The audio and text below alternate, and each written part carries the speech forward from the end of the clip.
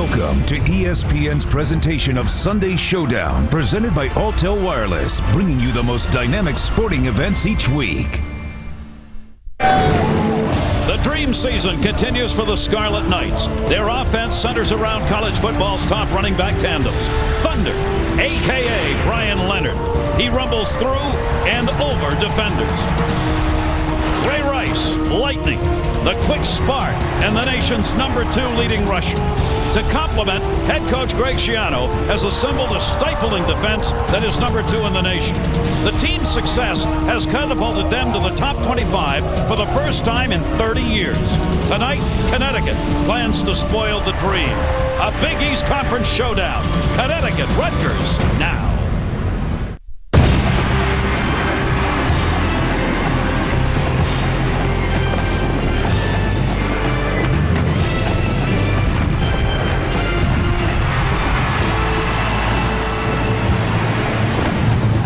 Sunday Showdown, ESPN. Welcome, everybody. They're on hand in volume here at Rutgers on the campus thereof of the Connecticut Huskies, 3-4, taking on the Scarlet Knights, who have not lost. One of 6 teams undefeated, and lo and behold, when you turn to the Big East, you find 3 of them. Louisville, Rutgers, West Virginia, all undefeated, and they're all going to be playing one another before this season is over. With Rod Gilmore, Trevor Mattich, I'm Gary Thorne. Hi, everybody. George Harris will be joining us in just a minute. Talk about the Big East. BCS standings came out. Lo and behold, 3 teams in the top 12. Yeah, it's really amazing. You look at this. The Big East has a legitimate shot at getting a team into the BCS championship game. But over the next few weeks, we're going to see a round robin. And Trevor, I don't know if they can come through unscathed. Well, one thing that helps them is even if they don't come through unscathed, because West Virginia at 3 in the BCS ranking and Louisville at 5, with Rutgers still high at 12, if one of those teams wins out, the strength of schedule will help. Well, Rutgers, if they're going to get there, they're going to do it on the ground, and they're going to do it with a guy who all of a sudden has become a legitimate Heisman candidate. Yeah, I tell you, Ray Rice has really carried this offense for Rutgers, and he's really done it all. He's pushed himself into the Heisman race as well, and there's no wonder why. Look at this, 161 yards a game, 2nd in the NCAA. He's really been the main cog of that offense. And Trevor, when you look at what he does, I don't know that Connecticut can stop him.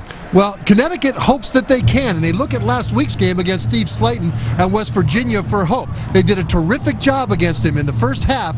They held him to only 15 yards, and number 6, Dan Davis, and the rest of this UConn defense want to play the same style against Ray Rice. Assignment football, because they don't have the great athletes to chase him down.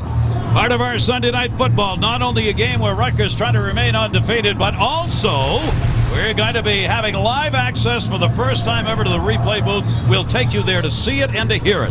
The BCS standings came out, and you know, as a result of yesterday's scores, there are some major changes. And how about what's going on here at Rutgers? Is it a blueprint for turnaround of other programs? Maybe. We'll talk about that. All coming up when we come back. ESPN's College Football Primetime, brought to you by the United States Postal Service. Let your packages know their ride is here. Request a pickup at USPS.com. ESPN Game Plan, maximum college football. To order, call your pay-per-view provider or log on to ESPN.com, search Game Plan. And LG Consumer Electronics. LG, life's good.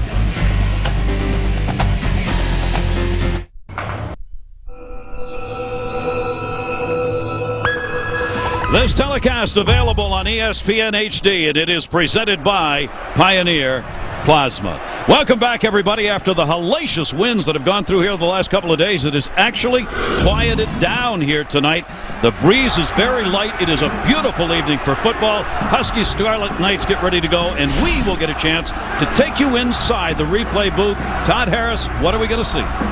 Well, Gary, you know it took a golden ticket to get into Willy Wonka's operation, but tonight ESPN has been granted all access to the replay booth. And this is the topic of much misunderstanding, discussion, and even some debate. We hope to give you a clearer picture tonight. Now, tonight we have a 3-man crew headed by replay official Nick Traynor. He will review every single play.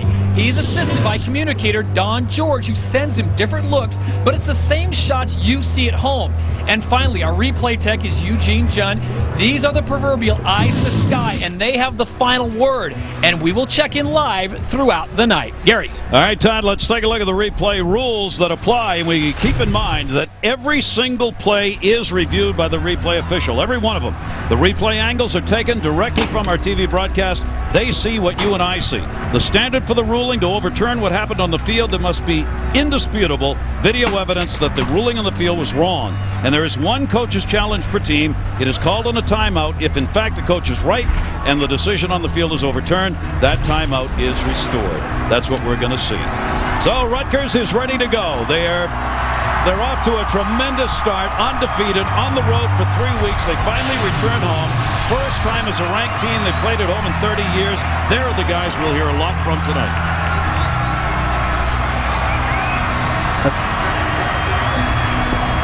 Yeah, well, you know, they're going to need a little bit more than Ray Rice tonight. Mike Teal, quarterback, a lot of pressure on him to find a way to get the ball down the field. And Brian Leonard, we've seen his act before. He's incredible in the flat. They like to throw the ball to him.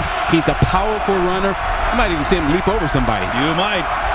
Greg Schiano, the head coach, hoping to keep his Scarlet Knights undefeated. They won the toss, and they have chosen to take the football. Desi Cullen is doing the kicking. They have had problems. Connecticut has kicking all year. That'll be taken back at the 8-yard line. Up to the 20, up to the 30, 30. Oh, and tripped up by one last hope. What a great return by Foster. He is one of the nation's leading kickoff and punt returners, averaging 20 yards on kick returns. Willie Foster picks up 33 and great field position. The Rutgers offense, we've already talked about Leonard and Rice, two great runners in the backfield. To run, you got to block. Oh, yeah, that offensive line, one of the great things about them, they've been healthy all year long. All of those guys have started every game. They've not missed anything, and when you can do that, you have continuity.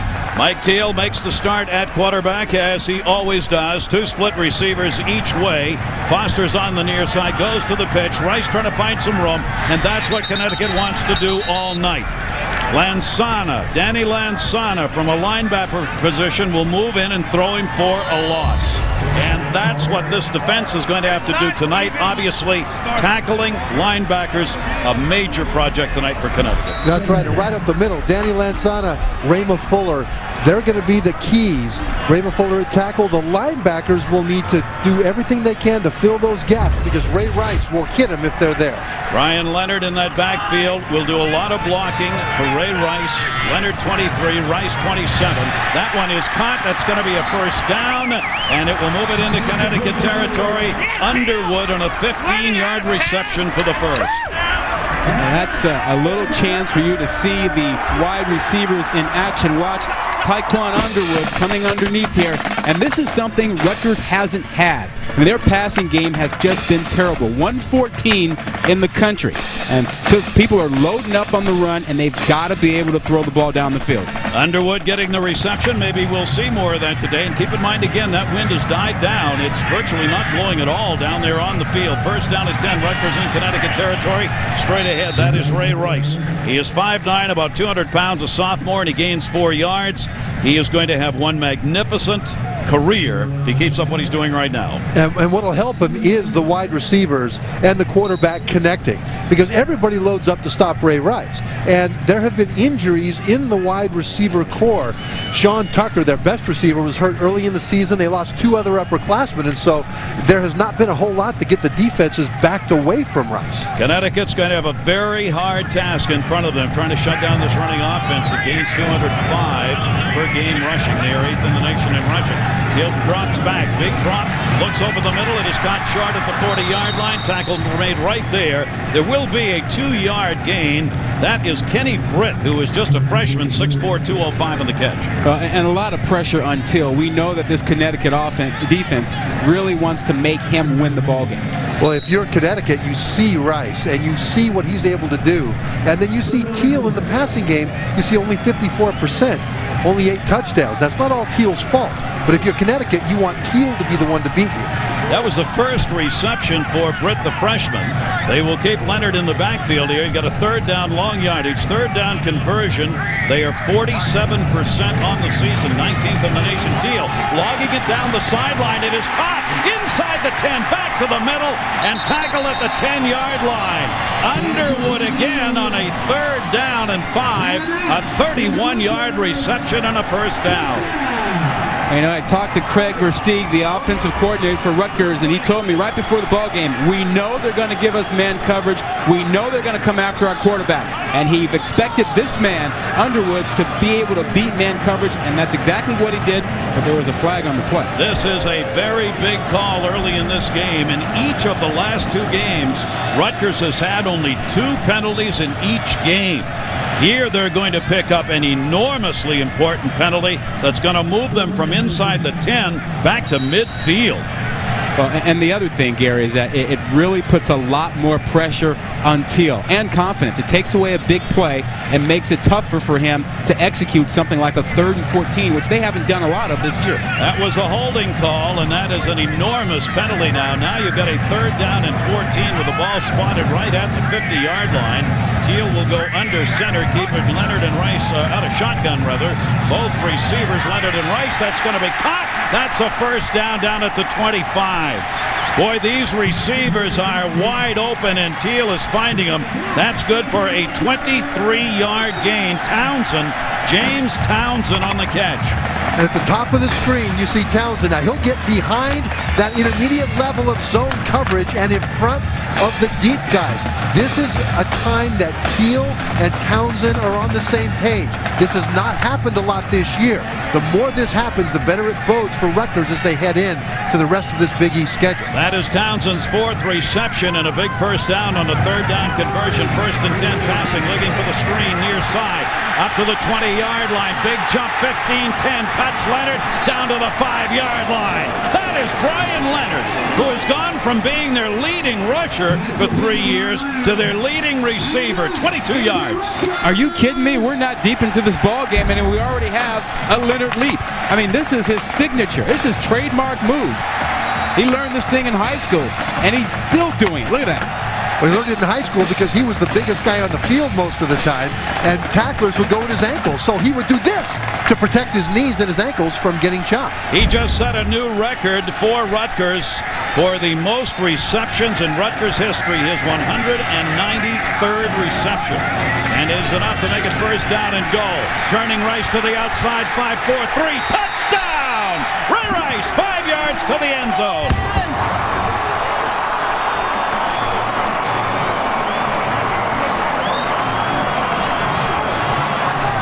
That is his 13th rushing touchdown of the season.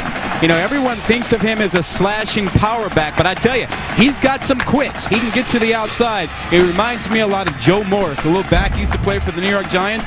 He can get to the outside, I tell you that. Well, there you see the offense of Rutgers and why they have moved to number 12 in the BCS standings that came out today. And so in their first series, they scored the extra point. Jeremy Ito, their very fine kicker. That one is up, and it is good. He is now 25 out of 26. 7 plays, 59 yards. It took 4:22 to get there. And the Rutgers offense, which is averaging this season 30 points a year, has got 7 on the board.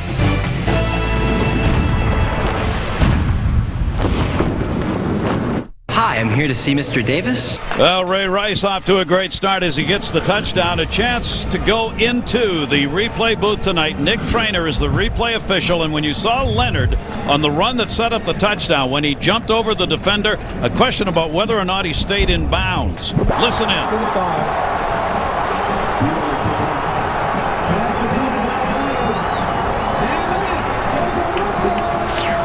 Close out of bounds. See it? Replay up. Replay. Let me see it. Let me see it. You got it.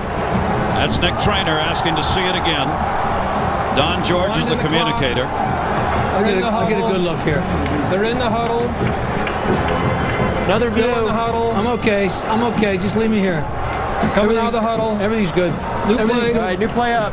That is Nick Traynor standing there on the right with a jacket on. And you hear the communicator say they're in the huddle, they're breaking the huddle, so that the replay official will know if he wants to review it further, he can buzz the referee on the field to have him stop play. Well, and the great thing about having the communicator there is that the replay official can remain focused on what he's looking at the replay. He doesn't have to look up at the field to see what's going on. All right, Connecticut's going to get the football here. We'll take you back and forth into the replay booth as we go along here tonight. Ito does the kicking off. He puts the foot into the football for about everything for Rutgers. That'll be taken at the 7 by Larry Taylor. Taylor finds some room, a nice return as he gets it out to the 31-yard line. So Connecticut will have nice field position to start. Let's take a look at the offense. A question of who is going to play quarterback. It is Hernandez. That decision not made until tonight. And on the offensive line in front of Hernandez, 3 freshmen, 2 of them starting because of injuries. That's difficult because of the nature of this defensive front of Rutgers. They penetrate, they move, and for young offensive linemen, that's the worst. Let's see if Connecticut can move the football against a very good Rutgers defense. And will they pass the ball? Hernandez has a very strong arm. He drops back into the pocket over the middle. That's completed. 35-40. That's going to be a first down, and that is exactly what Connecticut must do tonight. 13-yard gain. Steve Bruce, the sophomore, on the reception from Hernandez. Defensively, you just saw what Rutgers thinks they're going to have to face tonight, so the defensive backs are going to have to be alive. Well, they need some help up front. That defensive line is undersized. Not big up front, but very, very quick. Put their 2 tackles inside. They like to make up piles right in the middle and let everybody else run to the ball. All right, again, deep on the snap as they go from the shotgun, carried off right tackle, maybe a couple of yards on that. Donald Brown is also starting tonight, number 34. Now, Terry Cawley, who has been their leading rusher for 4 years, a senior, has a bad ankle. He is not starting tonight, so Donald Brown has taken his place. I mean, you talk about a Connecticut team in transition. They didn't know who was going to play quarterback, and they didn't know who their running back was going to be. Yeah, go figure that one. I mean, how do you get some continuity when your 2 key positions are in flux? And they made those decisions literally just before the game. A 2nd down and 7. Flag goes down immediately. In fact, maybe before the ball was snapped. Well, and it starts at the quarterback spot. You know, Matt Bonoslawski has been the starter most of the year. Prior to snap, false start on the offense.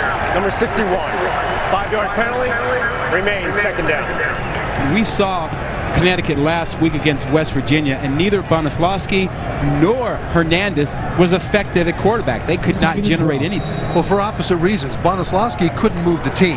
Hernandez moved the team and then turned it over in the red zone. Well, tonight Hernandez gets the start. He started the first 3 games of the season, then he lost the job. He came back into the football game last week, and now he gets the start here. It'll be a 2nd down and 12. Passing down, they fake the draw. He's going to run it up the middle, and he's going to get sacked. Big-time rush. That is Brandon Rankert, who throws him for a loss. Rankert, the 8th time this year he's had a tackle for a loss. Trevor, you talked about that offensive line being young. False start, and then they get beat by the quickness. They do, and the false start, interestingly, here we are at Rutgers, and they can't hear. It has been a long time since opposing teams have not been able to hear the snap count on this field. Well, they've got a packed house here tonight. The team's been on the road for 3 weeks, as we said at the top. First time Rutgers has come back home to play where they've been ranked in 30 years. Because 3 weeks ago, they weren't. They are now. Big 3rd down play here. Flags are down again and again. That came right at the snap. And Connecticut, you would expect them to have some problems getting this offense going. Dead ball, legal snap on the offense. Number 57, 5-yard penalty, remains 3rd down. Randy Edsall not happy. 8th season as Connecticut head coach. 40-47 his record. Team this season 0-2 in the Big East, 3-4 overall. Now an enormous 3rd down play. They have only been successful on these 3rd down conversions 30% of the time. They're 108th in the nation. And a quarterback draw is called up to and out of bounds at the 35-yard line, or before that, as Quintero Frierson moved over after a 2-yard gain. So that's going to do it for the Connecticut drive. And the problems we thought we'd see there, we indeed do. This Rutgers defense, we'll talk a lot about their offense, but this defense is not to be overlooked. It's an incredibly fast defense. They really shut down Pittsburgh last week, and Tyler Palco, the Pitt quarterback, had been having a great year until he ran into that defense at Rutgers. So Connecticut is going to have to do the punting gear, and this has been a problem all year. Kirk Pavasaris is going to do the kicking, and he gets off a blast. Foster lets it go at the 19 inside the 5, and that ball's going to be downed at the 3-yard line. What a kick, 63 yards, and did not make the end zone. So Rutgers will start deep in their own territory. The Connecticut defense will be coming back out. Rutgers has the early lead at home.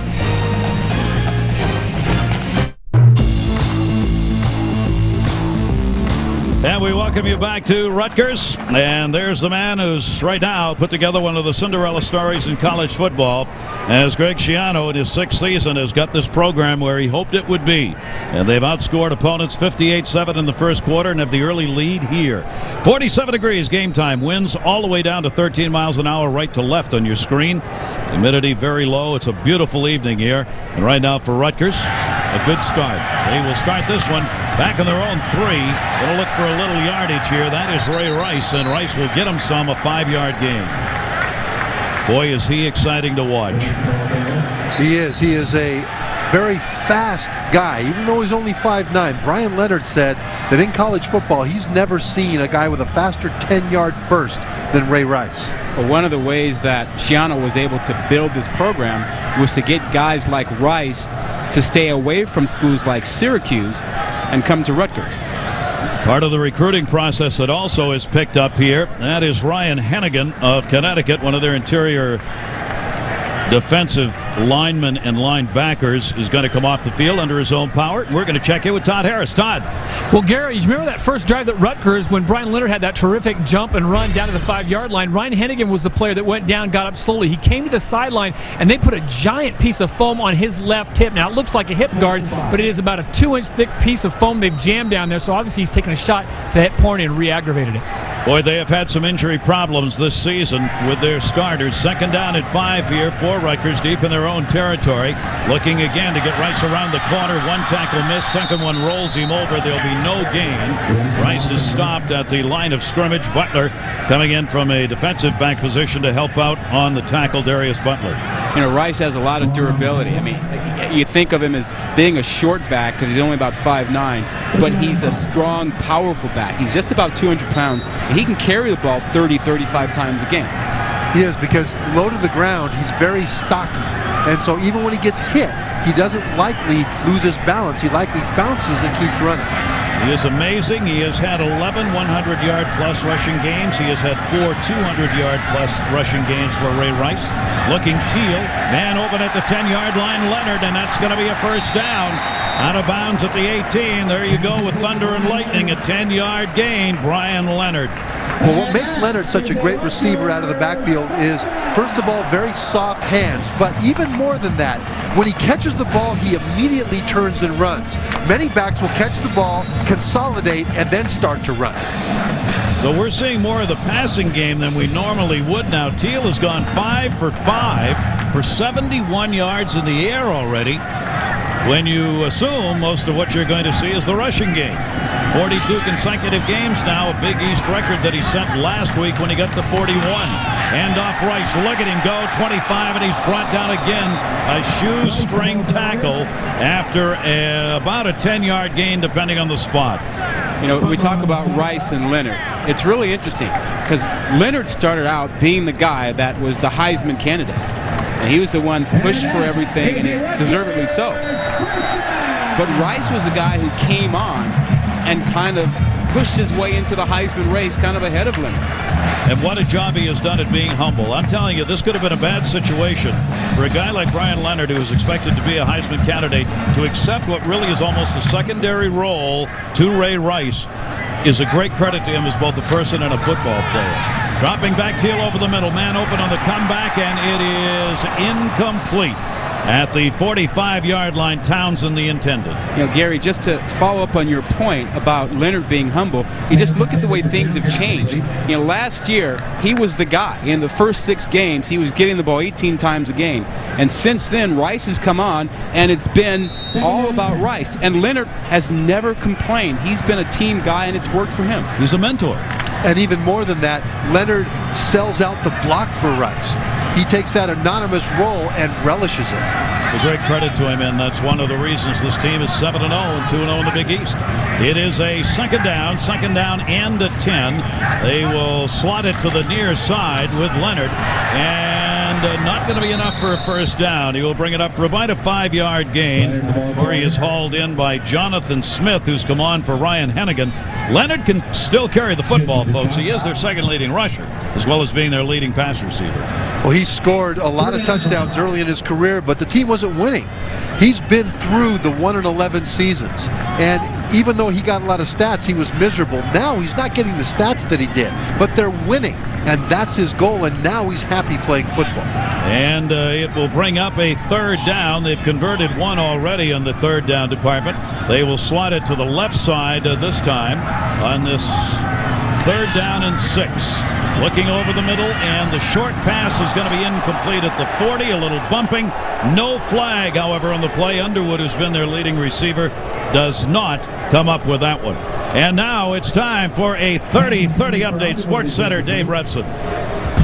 All right, Gary, the Indianapolis Colts remain unbeaten. Adam Vinatieri, 37-yard field goal with 2 seconds left. Indy wins at 34-31 over the Broncos. Peyton Manning threw for 345, 3 TDs. And West Virginia of the Big East, the new number 3 in the BCS, came out today. Louisville 5. Those two battled Thursday night on ESPN. More on SportsCenter after the game.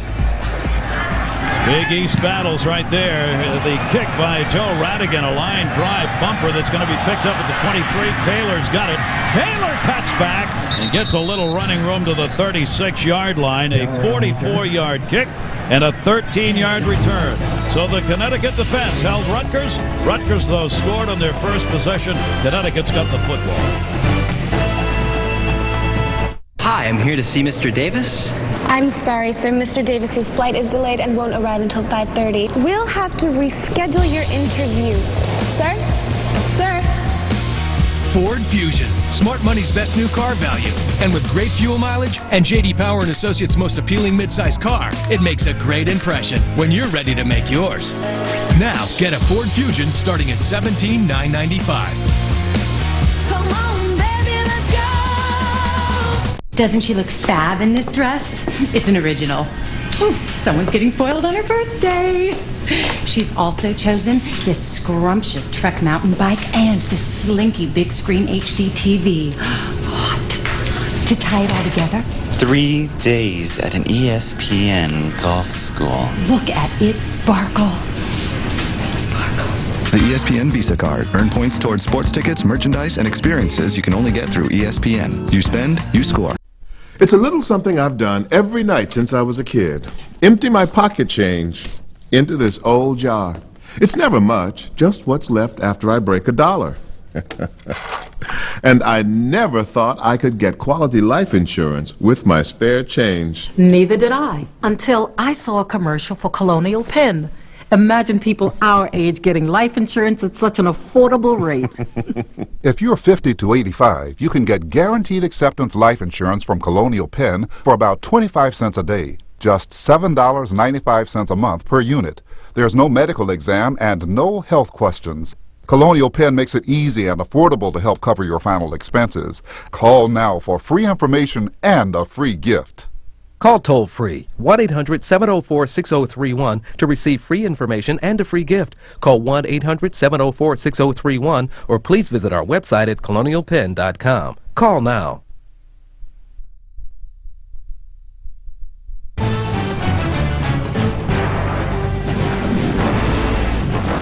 ESPN's College Football Primetime is presented by Alltel Wireless. Come and get your love. And in part by Ford.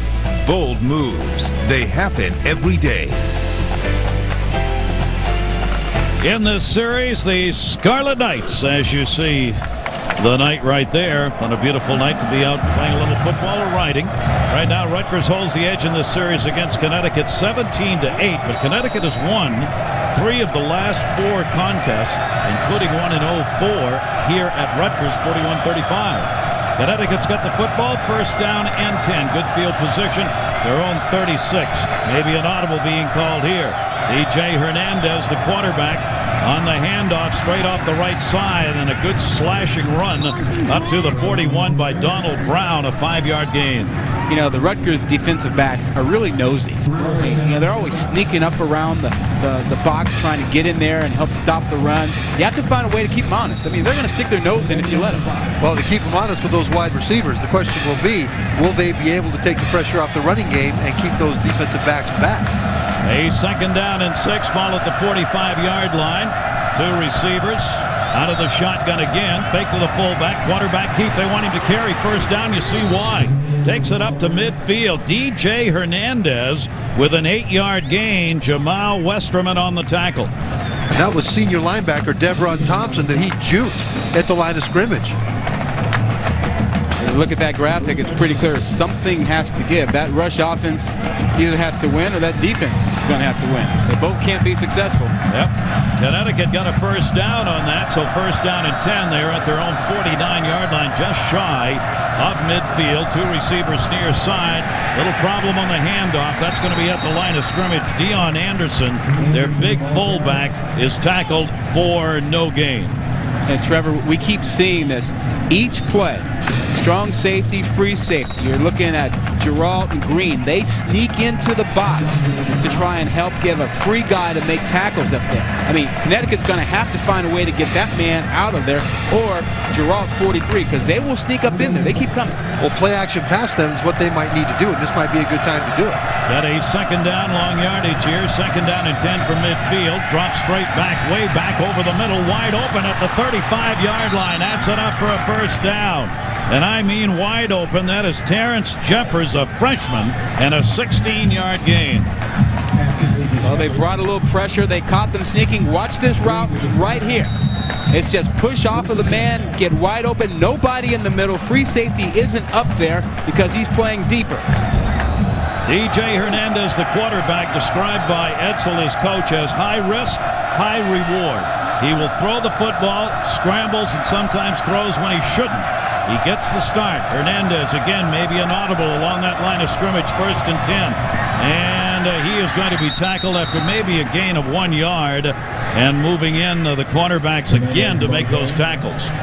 Rod, you talk about the sneaking defensive backs. Look at number 36, Courtney Green. He's right here. He's going to come up and back and up and back. And when he comes up, oh, here he is right here. Yep. Hernandez now sees him come up. He goes up. He changes the play. And then you see he's back again. And now he comes back up again. Brings up a second down and 10. Another passing down. 2 receivers set. Again, the step, the look, big rush. He's got to get rid of it. He just throws it, and it's a Hail Mary out of bounds. But a good decision right there as he got leveled. He was surrounded by red, but he got rid of the football, and again, Green on the charge. You know, Greg Schiano is a defensive coordinator and the head coach, and he believes in pressure. I mean, he will bring guys after you, and he brings his free safety, Courtney Green, off the right side. You know, Schiano did that when he was the defensive coordinator at Miami. He believes in speed. He believes in going after the quarterback. He believes in hitting the quarterback. You see Green going to the sideline there with a problem. It is a third down and 10. Third down conversion opportunity. 0 for 1 so far for Connecticut. They are in Rutgers territory. Third and 10, again out of the shotgun. 3 receivers to the right side, looking to the end zone deep. Underthrown, incomplete, no flag. The receiver had actually gotten a step ahead of the defender, but the throw was not hard enough to get to Dan Murray. But that's the right idea, because if I'm playing defense, I'm going to keep blitzing. I'm going to keep hitting your quarterback until you can prove you'll get the big play, because I will trade you a hit on the quarterback for a short gain. And Dan Murray, tight end, has been injured all season long. When he's healthy, he's one of the better tight ends in the Big East. They need to get him involved.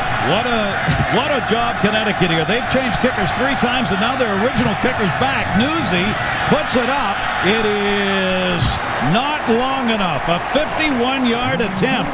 Matt Newsy lost his job last week as a place kicker. They have gone through 3 place kickers, and they believe Newsy may be the only one who could make one this long. He does have a very strong leg. The problem is sometimes he'll kick it from short range with a strong leg and miss it. That's why he's in there now to try the longer one. What's that, using the wrong golf club? Boy, kicking for Connecticut continues to be a problem. Now, that's a long kick, a long attempt. He is now 2 for 6. Matt Newsy is the senior on field goal attempts, his longest 41. We had thought Pavasaris or Chiravino was going to come out and do the kicking, but because it was a long one, they put Newsy back in. Rutgers takes over, first down at 10. Good field position, their own 34-yard line. Rice on the carry, and he's going to lose some yardage. This Connecticut defense is swarming when he takes the football. And this is what Connecticut did in the first half last week against Steve Slayton in West Virginia. They get everybody into gaps. Now take a look at all of these guys come over here, and there's no holes in where all those white jerseys are. Ray Rice wants to hit this downfield, but where does he hit it? Now that's the swarming assignment defense that they need to play. Danny Lansana's been in on a couple of plays already. He is one of their leading tacklers, and he is going to be keying on Rice all day. It is a second down and 12 now for Rutgers. They'll put Leonard in the backfield on that left side. They're going to pass looking for Leonard. This is over the middle, and it's incomplete and almost intercepted at the 45-yard line. Pretty good chance right there in a passing play for Ryan Hedigan, who's come back into the game. Almost hauled that one in. Well, this is what Rutgers needs to have happen. Teal needs to connect with those wide receivers down the field. And Teal's getting a lot of grief for not being able to do it, but it's not all his fault. The receivers are not always where they're supposed to be, and that time they didn't have the communication. Easy, Cowboy. He did pretty well on that first drive. No, I said it's not always Teal's fault. He was pretty good early on. Teal completed his first 5. He has missed the last 3. Now it is a third down and 12. They are 2 for 3 in third down conversions. Teal's short pass, nowhere near enough for the first down. In fact, back to the original line of scrimmage. Clark Harris makes the catch. He'll get a 1-yard gain, and they're going to have to punt it away. Well, Connecticut defense, second time that they've been able to hold him down. Clock running down here, the final 5 seconds here in the first. You know something? If you said to Connecticut you're going to end the first quarter looking into a pumpkin that's got an ugly face and you're only down by 7, you'll take both the pumpkin and the 7-0 differential. Connecticut's in the football game. First quarter's over. The Tour Championship. Coverage begins Thursday, November 2nd on ESPN. And Ferguson on the 17th. Oh, that's trouble. We welcome you back. Trevor Maddich, Rod Gilmore, Todd Harris, and I'm Gary Thorne here on Sunday Night Showdown. We are at Rutgers. This is the State University of New Jersey. A lot of people forget that. Rutgers is that for this state, and all of a sudden, ranked number 15 in the poll and 12 in the new BCS standings that we'll be talking about. They're making a name for themselves. They are, and they're doing it the old-fashioned way. They're not doing anything sneaky. They are faster, and they are stronger, and they are more aggressive than their opponents. And Rutgers in red, and with the football, they're going to have to do some punting here back at the 20. Joe Radigan is back. Larry Taylor will be standing back at his 24. Connecticut, the wind is at his back, so kicks going this way got some distance. Taken at the 19. Taylor brings it up to the 25. Brings it up to the 32-yard line. He has had some tremendous returns already in this football game. Nice work by Taylor. Larry Taylor averages 26 yards per kickoff return and about the same on punt returns. Brings it back for 19. We've got a flag down on the play, and it looks like it came on the return. Doing a return, legal block in the back on Connecticut. Number 15, 10-yard penalty from the spot of the infraction. First down. So a couple of penalties that have hurt so far in this game for each team. Let's take a look at our Hampton in-game track. Well, the thing that stands out is that big old 73 over there, passing yards. That is unusual for Rutgers. They've done it through the air in the first quarter. And that's something that they need to do against Connecticut to win because they're loaded up against Ray Rice right now, but especially they need to get this teed up, the passing game, if they expect to beat Louisville and West Virginia. Rutgers 68% running plays during the season. Tonight, 9 passes and 8 running plays. Bit of a surprise. And Connecticut now will try and surprise a bit on its own. That's going to be incomplete on the far side. Eric Foster moved out there on the defensive coverage and the pressure he put on. Brad Canu, the intended receiver, couldn't come up with it. This is what Connecticut's got to do. They've got to be successful in this passing game if they hope to move the football. Well, and particularly on first down. I mean, they have to get something done before Rutgers can dial up their pressure on second down. They are without their leading runner, Terry Colley, who's got an ankle injury keeping him out. Donald Brown, 34, has played most of it here in the first half. Second down and 10. There he is. Gets spun around. Gets away. Great effort. And takes it up over the 25. That's Brown. He is just a freshman. He gained 7 yards. His coach said he's about speed. You know, Rutgers has kind of fallen into a pattern of when they bring their pressure. Second and long, they want to create a negative situation, and they're bringing run blitzes, anticipating that Connecticut will try to get into a third and short. And that's why they bring the run blitz inside. That's a heck of an effort right there. It looked like he was going to be thrown for a loss. It brings up a 3rd down and 3. They're 0 for 2 tonight in 3rd down conversions. DJ Hernandez and another flag. And again, they may have either moved or not gotten that snap off in time. I think it was Dan Ryan. Prior to snap, false start on the offense.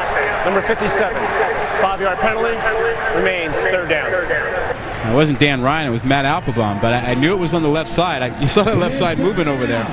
So they've had 2 penalties here, one on the kick return that cost them yardage, and now in a 3rd down situation, a penalty that cost them yardage. It'll move it back. You see the 4.6 penalties per game, fewest in the Big East. Tonight, however, they're going to up that number. Again, a 3rd down, but now 3rd down and 8 rather than 3rd down and 3. DJ Hernandez out of Bristol, Connecticut. The quarterback, big rush put on, gets away from one, gets tackled, fumbles the football. Rutgers trying to recover at the 10, still loose, picked up to the 5, and touchdown, I believe. No sign yet. Touchdown, Rutgers on the fumble recovery.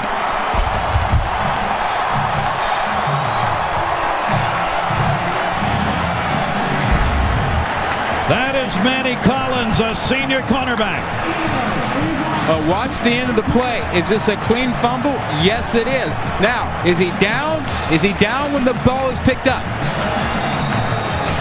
He's not, but he certainly gets some assist from his teammate. It looks like that was Meekins who pulled him into the end zone. And you really can't help a runner along. That's illegal to do that. But I don't believe that's a reviewable play. You can't review that thing. Ramal Meekins actually grabbed the runner and pulled him. We're going to take you inside the replay booth. Nick Trainer's the replay official. They've got to decide whether this is a TD. And we'll get to listen in. On your right. So the ball's out. There's no problem. All right. That's Nick Trainer on the right. He's hey, the Jerry, official. how are you? We're just checking. We picked it up. Yeah. Ball was out. It was clearly a fumble. I just wanted to see if anybody from Rutgers actually was down before he got in the end zone, you know. And the closest one is the kid with the ball, but you're right there at the goal line. His knee doesn't touch till he's in. So we're going to confirm the call on the field.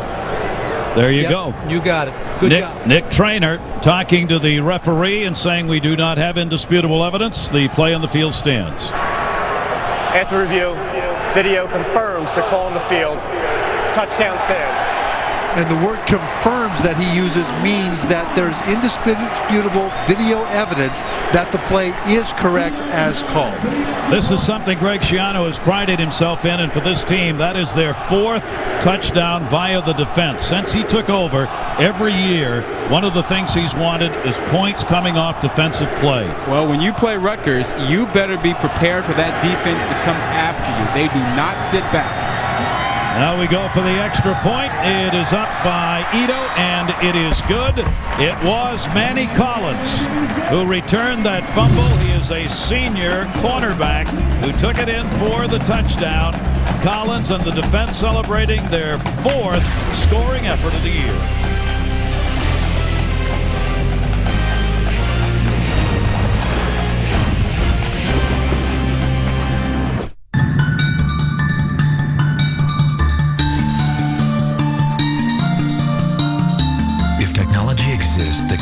SUV is nearly effortless to use, a GMC engineer will find it and apply it. Introducing the all-new 2007 GMC UConn with available power liftgate and one-touch third-row access. Looking beyond the drawing board is just one more way we engineer to the highest standard, professional grade. In Africa, it's all about diamonds. You owe me money. I'll take a stone as payment. The only reason you're still alive is because you haven't told anyone where it is. The right stone can buy anything. Safety, even freedom. What's it gonna be, bro? Kill them all! Leonardo DiCaprio. Blood Diamond. This film is not yet rated. Starts this December.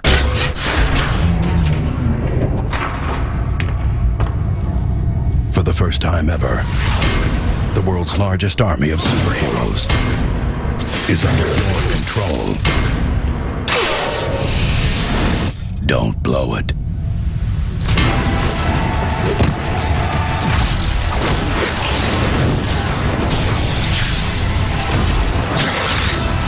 Marvel Ultimate Alliance, rated T for teen.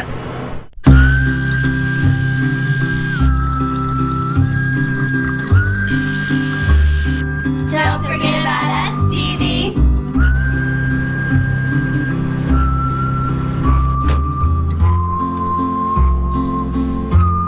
With Glidden Team Colors paint, you can get the official colors of your favorite team. Sir, you're all set. Whoever that may be. Exclusively from Glidden and only at the Home Depot. Manny Collins, great story, Rod. Yeah, young man lucky to be alive. He just scored that touchdown. Back in 2004, he and a couple of teammates were driving in a car when they were hit head-on by a drunk driver. And that cost him a football season. In fact, he spent 4 months doing nothing because the accident caused a little brain damage for him. He had bleeding on the brain and had to do nothing. He had headaches for 4 weeks, 4 months. Couldn't even go to school for that amount of time. But now he's back healthy and obviously enjoying himself out there in the field with that touchdown. Hey, Roger, talk about those headaches. Light, he couldn't take. Sound, he couldn't take. And imagine the light and the sound that happens inside that helmet in a football game and the miraculous recovery. Great for him, and Collins celebrates with a touchdown there to put him up by a score of 14-0. Connecticut, bad series offensively, obviously, but I mean they had a couple of penalties that cost them and then ended up with a fumble. That is the 10th time they have fumbled this season, and they have lost 6 of those 10. Now they will get the football back. This one with the wind at his back will be taken in the end zone and wasn't going to go, and now he dives. McLean turning to the 20-yard line and will get it out to the 22, and lucky to have done that. A 24-yard return. Let's take a look at that touchdown Rutgers got. Well, the penalty made it 3rd and 8, so Rutgers is going to blitz 3 people, and UConn can't pick them up. 2 of them come completely clean, and Hernandez is just beside himself at this point with red jerseys swarming around him, and that ball comes out. Not a whole lot of secrets when you play Rutgers defensively. They are fast, and they get after you. They have forced 14 fumbles Rutgers has by opponents and recovered 10 of them, and that one good for a TD. Over the middle, it is caught at the 24-yard line. That'll be taken up to about the 28 by Deion Anderson. That is their senior fullback who gets that for 7 yards. They're connecting on some of these passes, but they just can't sustain the long drive. Yeah, take a look at that. Starting in their own territory and quick drives. Their longest drive, 8 plays, and they missed a field goal. Other than that, they've been going backwards and having to punt the ball. And you cannot have the Connecticut defense out on the field for an inordinate amount of time in this game, not with the offense that Rutgers brings to this game. DJ Hernandez at quarterback, a 2nd down and a 2. Dropping deep, wanted a screen, didn't have anybody open, so he just throws it away. Again, Jamal Westerman, the defensive end, number 90. Great pressure. He's had about 3 pressure quarterback moves so far in this game. Well, they expected that to be a pass instead of a run. Now it was 2nd and short, but they laid back with 7 pass defenders, only rushed 4 to try to fill those passing lanes. Now they bring up the 3rd down. It is still short yardage. A 3rd down and a couple. They've not converted yet in this game on a 3rd down. They're 0 for 3. Let's see, up to the line of scrimmage. DJ Hernandez Maybe an audible here. Two receivers to the near side. Only one running back. Drops back. Big rush over the middle. Deflected. Incomplete. So rather than going in the second down for the short two, they tried to pass. They have to do it again, and they both miss. And there's Westerman again on the play, deflecting it. Well, Westerman's going to get his big hand up in the air, right in the middle. And they're doing an excellent job of filling the passing lanes as well. So the defense of Rutgers, working extremely well, will force yet another punt. This one into the slight wind we have. A very high kick. Willie Foster, and at the 35-yard line, that's where Rutgers is going to take it. 36-yard punt. Thursday night, two undefeated top-ranked teams will meet on ESPN. And what a game as West Virginia and Louisville go at one another. Both of these teams undefeated. Somebody's not going to be come Friday.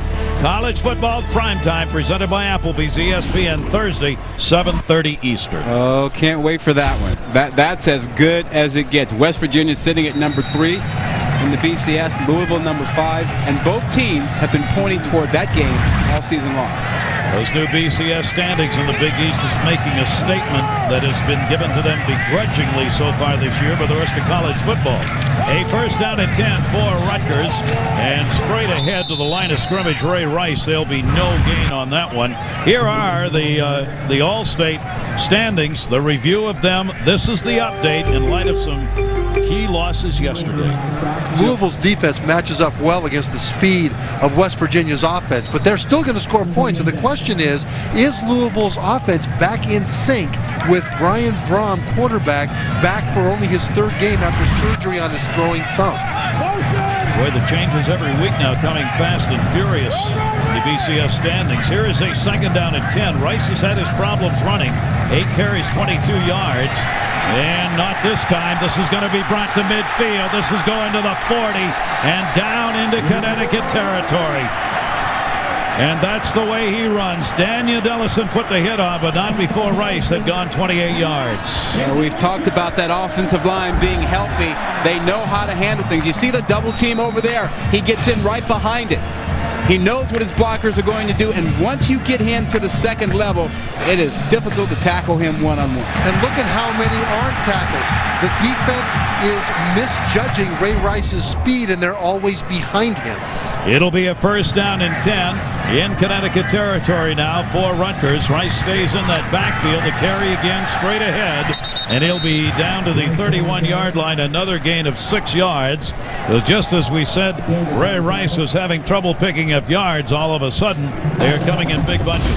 Our Sunday showdown here at Rutgers. Great to have you with us. Rutgers is trying to remain undefeated. They are 7-0 with Rod Gilmore, Trevor Maddich, and Todd Harris. I'm Gary Thorne, and our crew on this Sunday. For those of you in the Northeast who suffered through a weekend of severe winds, it was blowing here this afternoon up to 50 to 60 miles an hour. But by game time, we're down to just a very light breeze on the field. Second down, short yardage, and in the backfield, Leonard, and he's going to be caught once, twice, 3 times, and he will lose a couple of yards on that carry. You know, Gary, you talked about Ray Rice picking up the yardage, turning around the slow start he got off to. This guy, I think, really is in the Heisman race now. I mean, I think voters are looking for guys to get in there behind, Smith at Ohio State and Brady Quinn and, Steve Slayton. And this guy is starting to show up on the radar screen. He's been the Big East Player of the Week 3 times already. And so much of that voting has to do with emotion as well. I mean, it's not just raw numbers. And right now, Ray Rice is a guy you want to pull for. He is out resting right now. Leonard is in the backfield on a 3rd down and 6 passing situation. Teal way back on a screen play to Leonard, and Leonard takes a hit, gets away once, but not twice. Good work by the Connecticut defense. Devon Branch, the cornerback junior, came up for a 1-yard loss on the hit. You talk about the Heisman race, and always there's a running back involved, and a couple of things have come together for Rice. Wolf has fallen off. Adrian Peterson got hurt, and Rice has played great. That combination of factors has made him an attractive candidate for the Heisman race. And his name's going to be coming up a whole lot more while Rutgers continues to win. Jeremy Ito attempting a field goal of 50 yards. His longest is 53. He's 10 out of 13 field goal kicking. Ito into it. Maybe long enough. It is good. A 50-yarder. Jeremy Ito, 46 career field goal, ties a school record set back in 76 through 79. Yet another part of the Rutgers game that is solid. So Ito drills it from midfield, and Rutgers has taken a 17-0 lead here in the first half. It's called My Circle from Alltel Wireless. It lets me call the people I want to talk to the most for free. You know what I'm going to do? I'm going to put you in my circle because you are my favorite mascot. I didn't know you guys were there. Come on, you guys. There's plenty of room for you in my circle. Where's your sense of humor? That wasn't very nice. You're still... Come on, give me another chance. Only My Circle from Alltel Wireless lets you choose the people you call for free. Any 10 numbers, any network. Now get a great deal on these new Samsung phones.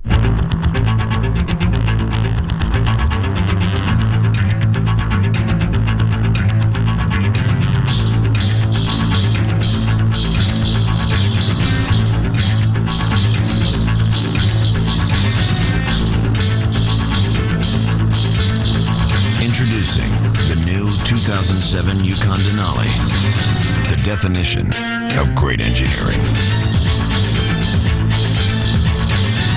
Taco Bell's Cheesy Gordita Crunch. Warm flatbread covered in 3 melted cheeses, wrapped around a crunchy taco and topped with a zesty pepper jack sauce. It's a textural taste sensation. To get crunchy, chewy, and cheesy, think outside the bun. Capital One's Fur Factor. Dinner time, mascots. Tonight's entree, earthworms from New Jersey. The first one to eat all of these Bird. Time for the concrete swim, and speed counts. Gotta be quicker than that. Vote for your favorite mascot at CapitalOneBowl.com. Then watch the Capital One Bowl to see who wins. What's in your wallet?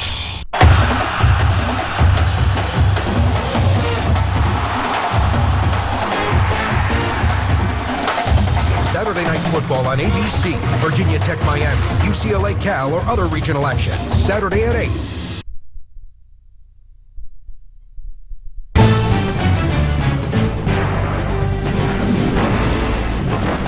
ESPN's College Football Primetime, brought to you by GMC, engineered to the highest standard, professional grade. And Taco Bell, think outside the bun.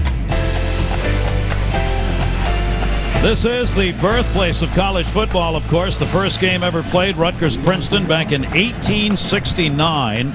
It was played on a plot of ground that now is the location of the Rutgers Gymnasium. They were supposed to play 3 games that year. He was involved, I think, that guy right there. They were supposed to play 3. They played only 2.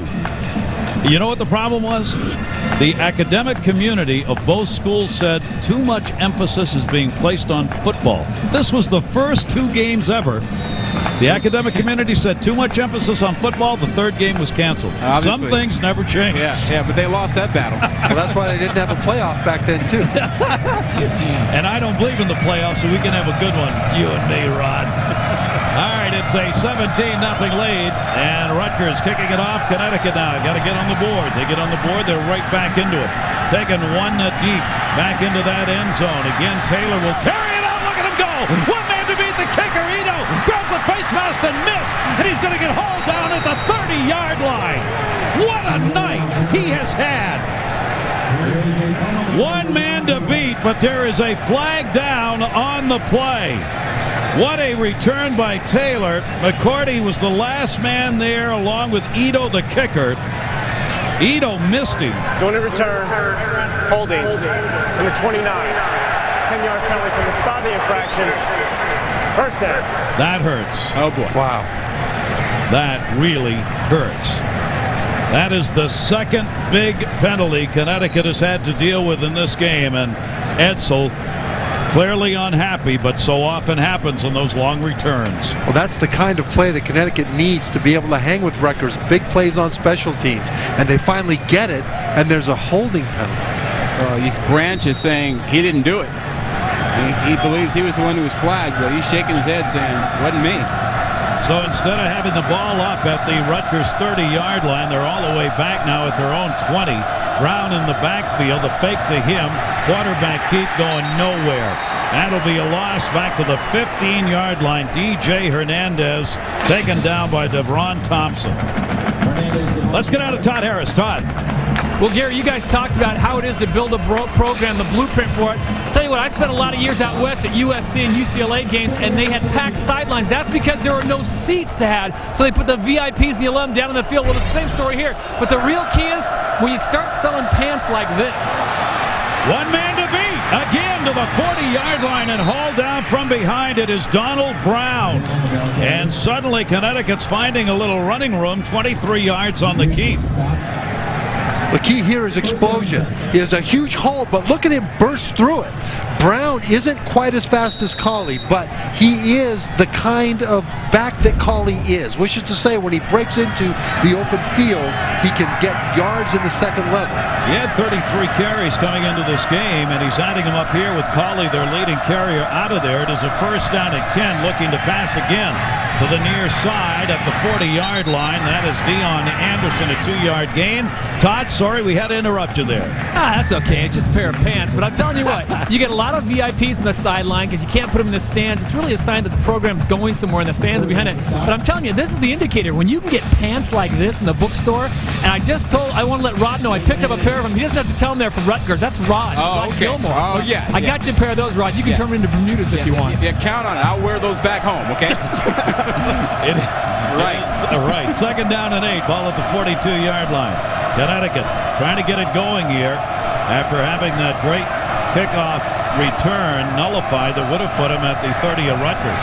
Handoff is straight ahead up to the 46. Donald Brown again. 4-yard gain. Remember, this is only a freshman, and you can see why Randy Edsel, when he talked with us this week, was so high on Brown. Well, he is high on Brown, and the Rutgers is high on their team. At the mall near campus, where the Rutgers store is, you can buy 30 different kinds of Rutgers hats now. 30 different kinds of hats. It wasn't long ago that you couldn't give away a Rutgers hat. Those go with the pants. You can buy hats, just don't buy the pants. A third down, 0 for 4, Connecticut in third down conversion so far. A third down and 4. Rolling, screening it back to the near side, and it's incomplete. Trying to set up that tight end, Steve Brous on the near side, but way overthrown. Trevor, let me ask you this. You got Terry Colley out, Brown stepping in doing okay. You're still not moving the ball. Quarterback change? I don't think so. And the reason is that Hernandez is the more mobile of the two quarterbacks Connecticut would play today, Bonoslawski being the other. And with the pressure that Rutgers defense is putting on the passing pocket, you need the more mobile quarterback, even if it's not working now. 6:11 to go in the first half. Lavosaris on the kick. Fair catch is called for and taken at the 22-yard line. Foster back there. Will be a 36-yard kick. Rutgers has got the football back. They have a 17-0 lead. Rutgers trying to remain undefeated and win their 8th in a row in the year. At GMC, our engineers seek out technology that can give our SUVs improved control and apply it. Introducing the all-new 2007 GMC UConn. With StabiliTrack, featuring active sensors that read the road 500 times per second, providing an enhanced level of stability. Looking beyond the drawing board is just one more way we engineer to the highest standard, professional grade. You ever watched football on a Vizio? What are you doing, Oh, man, that's a fumble. And forget the watermelons. Meet me in the Vizios. Some people think I'm crazy. They're called Vizio. Dun, dun, dun, dun. I'm a sports fan. Are you a real sports fan? Vizios are over there. Stop when you get to the orange box. Okay, I know it's not football, but look at the deer. You gotta get excited about your TV. Vizio makes flat panel TVs everyone can afford. Vizio, where vision meets value. Business-sized spending power. Spending power that can be increased on the spot. That's the Business Gold Rewards Card from American Express. Apply now and pay no fee for 1 year. Bonuses that help you build rewards points fast. Up to 100,000 points the first year. Call 800 NOW OPEN to apply and get 5,000 bonus points to start. Open, how American Express serves small business. We've only just begun to live. A kiss for luck and we're on our way. So many roads to choose. We start off walking and learn to run. The push for the playoffs is on. It's not too late to get in the game. Order NFL Sunday Ticket now and get free Superfan.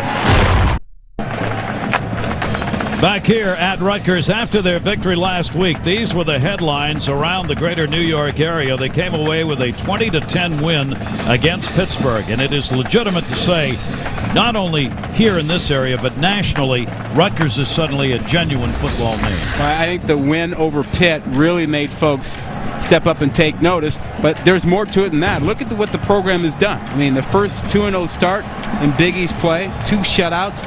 And look at that bottom line. This is a young team, Trevor. Yeah, 58 of the 85 scholarship players have 3 or more years of eligibility. One of them, Ray Rice, who is only a sophomore.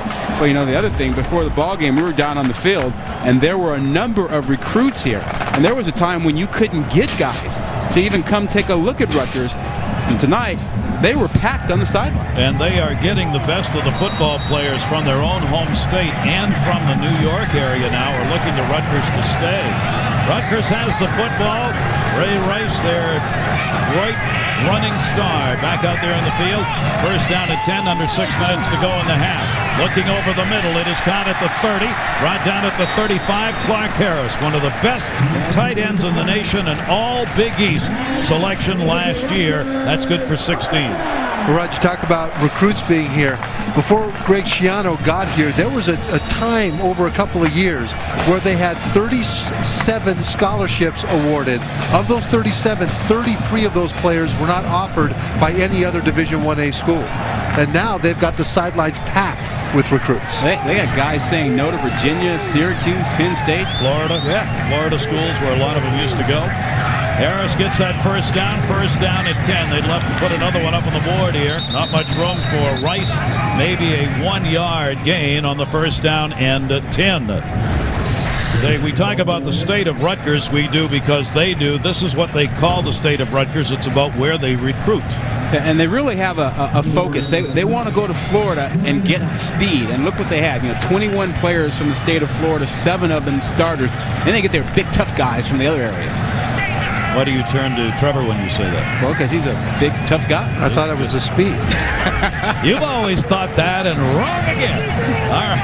A second down end at 9 from under center this time. Mike Teal.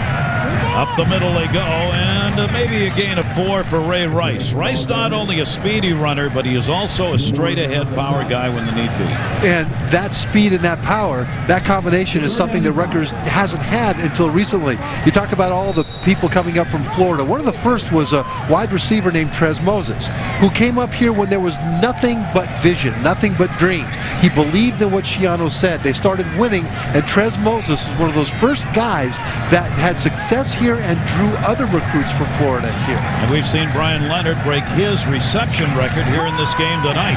Looking downfield at the 30, man open, it'll be laid in, and out it goes, incomplete. Underwood, who's had a couple of receptions in this game, the sophomore often flying, looked like it was there, but he had 2 defenders on it. He's a talented player, only a sophomore, came into the program at 158 pounds. He's not a lot bigger than that, but he is certainly fast. He can fly, and he just couldn't pull this one in. Mike Teal has thrown 6 TD passes, coming in, completing 56%. And now Radigan will be in to do the punting. Joe Radigan, who averages about 41 yards a kick. He is a senior, 6'5", 220. Radigan puts the boot into it at his own 30-yard line. Larry Taylor will take the fair catch. It'll be at the 15-yard line. A 44-yard punt, no return. First half, Rutgers leading. There are no shortcuts, no easy way to the top. When your mind and body tell you can't continue, your heart takes over. You feel pain and fatigue, but your eyes stay focused on the goal. You play for pride, respect, and the chance to compete in the BCS to win the Big East Championship. Every practice, every game, every day, you play to be the best.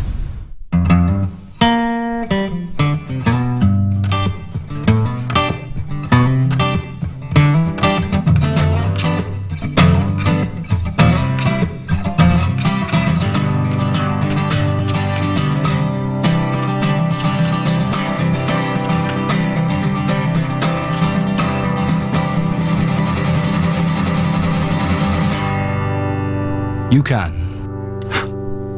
Great pick. You either get a trick or you get a treat. Which do you think those two are? I think they both got tricked. I think you're exactly right. And I don't think they're going to get any treats. All right, ball's at the 16-yard line. Rutgers with a 17-0 lead. Connecticut will try and get to at least within field goal range, up to the 20, 25, the 30-yard line, and another big run up to the 40. That is Donald Brown. A 22-yard gain. But they just can't sustain these drives. Yeah, over here on the left side, they influenced everybody to the right and then cut it back. They caught them really trying to head over to the right side, taking advantage of the speed. That's one way to attack a fast defense. Brown has had 6 carries, 64 yards, and he has been impressive, starting for Terry Colley, who's got the ankle injury and has not been in the game. Brown out of the backfield, the 40-yard line. Brown up to midfield, and another big run as it'll be spotted at the 43-yard line, an 18-yard gain. Courtney Green on the hit. Look what the freshman does on his cut. He's going to stick his leg into the ground and go. That change of direction. He started the defense moving to the left, like you said, Rod, and then back to the right. Brown has been impressive here in this first half. 5'10", 209. That one, straight ahead, and he took a couple of hits, maybe at the 40-yard line, as he's getting to run the football. He's from Atlantic Highlands, New Jersey. Went to Red Bank Catholic High School. Now they're setting up a play-action pass. At some point in this drive, I'd expect them to try to hit number 46 tight end Dan Murray deep down the middle. DJ Hernandez, the quarterback. Primary runner Brown, 8 carries and 85 yards. 2:33 to go first half. Connecticut trying to get on the board. Quarterback keep. That is not working anymore.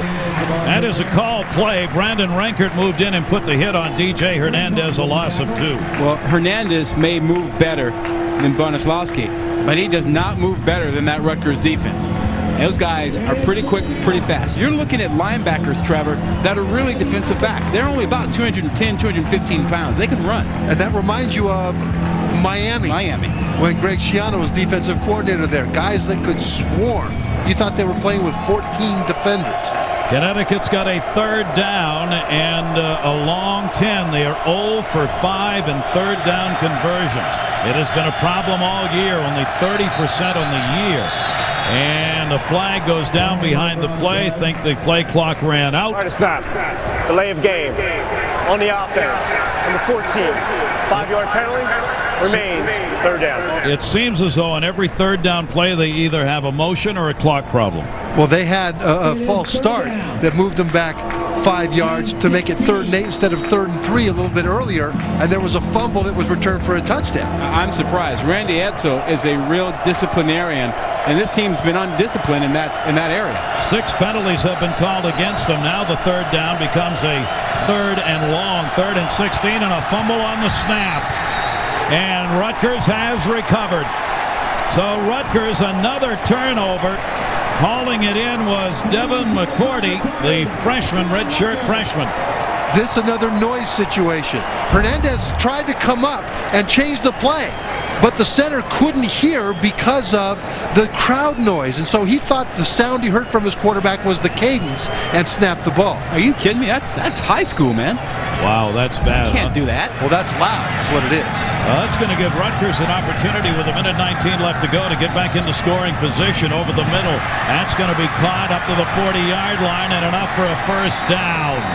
good second effort that time by Kenny Britt, the freshman who had his first reception of his career here in the first half. He gets another one, and they want the hurry-up offense. Yeah, they're trying to go for the killer instinct, and that's how you learn how to win. Go put your opponent away. Mike Teal, the quarterback, has gone 9 for 13, 99 yards in the air. Again, this one is intercepted at the 20-yard line. Devon Branch, the junior cornerback, hauls it in. The interception is the 8th against Teal this year. Look at that. He's standing right there. 2 defensive backs out there. No reason for Teal to throw that ball. He's throwing it directly into coverage. Double coverage. Look at this thing. You see 2 guys right there. One in front, one in back. No way to get that ball in there.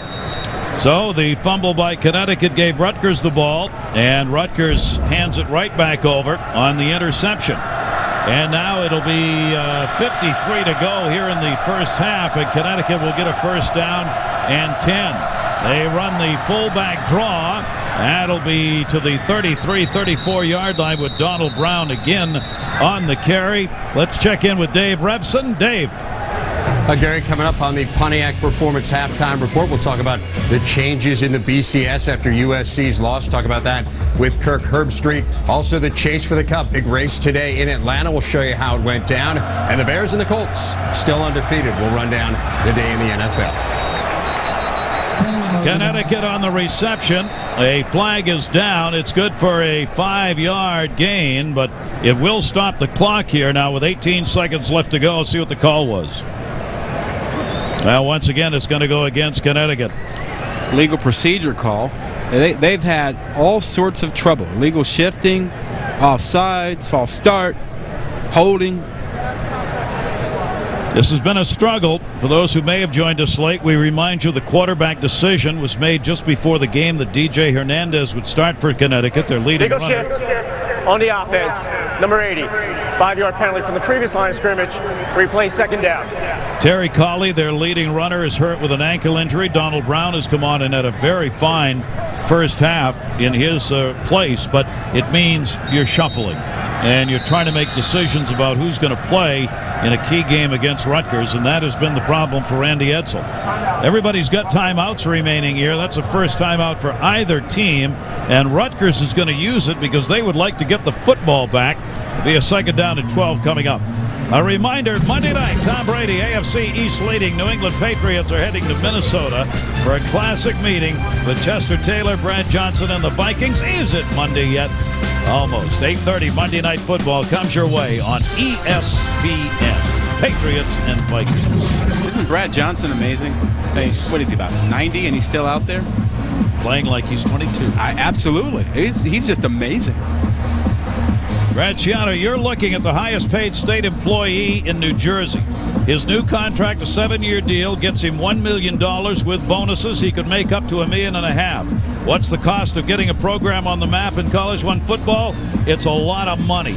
The university gave him an 8.5-acre parcel of land. They sold to him for a little over $300,000 so he could build a house near the campus. How many acres? So he could go back and forth, 0.85, a parcel of land. He's going to build a house on it. And, of course, his name has come up with maybe going to Miami if there's a coaching change there, since he was there. He told us this week, I'm just getting this to the point where I can enjoy it. What he didn't say was, I won't go. Connecticut has the football straight ahead. And brought down at the 34-yard line is Donald Brown again. Well, Schiano's name has also come up with the North Carolina job. It will come up with a lot of jobs because he's having a lot of success. Second charge, time out of the half. Timeout taken here, Todd Harris. Well, you guys were talking about headlines earlier about what they've been in the paper. Well, this is a headline that the folks here did not want to see. This came out in the local student paper. This is the Targum. Now, once a year, they put out a paper that has no basis, no facts, no anything, just to catch people off guard. Even caught their SID, Jason Baum, off guard. He saw this first thing in the morning and said, oh, my goodness, South Beach bound? There is no truth to this. And Coach Schiano has said he is going nowhere. And, guys, I got to tell you, why would he want to go into that frying pan down in Miami? He's got things rolling here in Jersey. Yeah, I agree completely with Todd. he can do no wrong if he stays here, even if he has a few down years, because he's lifted this program from the doldrums to now where it's ranked. If he goes down to Miami, and that job is not open right now, but hypothetically if he did, what can you do right? Anytime you just slip a little bit, the pressure is on. I think here he's got a great long-term lifestyle. And you can understand virtually no coach in this day and age ever says no. When the question is raised, would you consider? The answer is yeah, I'll talk to anybody about anything. But you're absolutely right. Why he would say yes to anything other than what he's got going here is something only he could decide, and right now, probably not in the odds. Connecticut with the football. Connecticut wants to hang on to it here and not give it back. Brown again trying to go straight ahead. Donald Brown for a couple of yards. And there'll be another timeout called. And if Rutgers gets the football back. Time out of the half. They have used all their timeouts and only 8 seconds left to go on the clock. Well, good use of their timeouts in forcing Connecticut to have to make a decision here, and that decision is to kick the football. I mean, they don't have enough time to simply snap it and run a play and end it. That would allow Rutgers a chance to do something, so they're forcing them to have to execute in the kicking game. Now take a look at some of the numbers. DJ Hernandez, UConn quarterback, 4 for 10, but only 39 yards in the air. Mike Teal for Rutgers, 9 out of 14 with an interception, but 99 yards. Donald Brown has had a tremendous running game for Connecticut, 94 yards and 11 carries. Rice for Rutgers, 12 carries and 61 yards, the leaders in offense. For Connecticut, we've seen bursts of pretty good-looking offensive plays, and then it shuts down. Well, they haven't been consistent at all. No, and one of the reasons they're making a punt is number 65 in the middle of your screen. Rob Lund is the long snapper. Martin Bedard dislocated his elbow in Friday's practice. And so you've got the backup long snapper in there, and Rutgers thinks, let's just see if they can get this off. Chris Papasaris is back to do the kicking, and a very dangerous Willie Foster for Rutgers will be standing back at his own 45-yard line. Rutgers, let's see if they try and block this. Papasaurus high snap under a lot of pressure, gets off a line drive kick hitting at midfield, and that will do it here in the first half. They just let it roll. So for Rutgers, the undefeated team, they take a 17-0 lead in here at halftime. Let's get on to Todd Harris. All right, thank you, Gary. Coach, your offense has scored, your defense has scored, special teams has scored. How does your team grade out in the first half? Well, Connecticut's doing some things that we haven't figured out how to stop yet, so I'm concerned. I think we can move the ball well. We're missing opportunities, so we have a lot of work to do. I got to get in there, okay? Thanks, Coach. Thank you. It's a nice way to say that's the end of the interview. I got to get in there. A 17-0 lead. Rutgers on top here in their home field. Dave Revson, our Pontiac Performance halftime report. Dave, to you. Welcome to the Pontiac Performance Halftime Report. Coming up on the Pontiac Performance Halftime Report, Ohio State and Michigan still sitting pretty, but a major BCS shakeup after USC's loss. Race now wide open for the third spot. The Pontiac Performance Halftime Report is powered by Pontiac. Vote for this week's Pontiac game-changing performance. Go to ESPN.com, keyword Pontiac.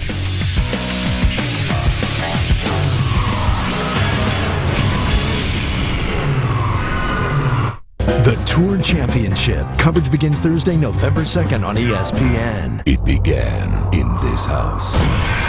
Now it will finish what it started. An American Haunting, based on the terrifying true story. Available in rated and unrated versions. Own it on DVD today. It's a new NBA. A new generation of players who are driven by one thing. The desire to win. The NBA on ESPN returns with a doubleheader of playoff rematches. The Wizards and Cavaliers revive last year's dramatic shootout. Then the Clippers look for revenge against the Suns. The NBA on ESPN returns Wednesday. Wizards, Cavaliers, and Clippers, Suns. Coverage begins at 7. It's a little something I've done every night since I was a kid. Empty my pocket change into this old jar. It's never much, just what's left after I break $1. And I never thought I could get quality life insurance with my spare change. Neither did I, until I saw a commercial for Colonial Penn. Imagine people our age getting life insurance at such an affordable rate. If you're 50 to 85, you can get guaranteed acceptance life insurance from Colonial Penn for about 25 cents a day, just $7.95 a month per unit. There's no medical exam and no health questions. Colonial Penn makes it easy and affordable to help cover your final expenses. Call now for free information and a free gift.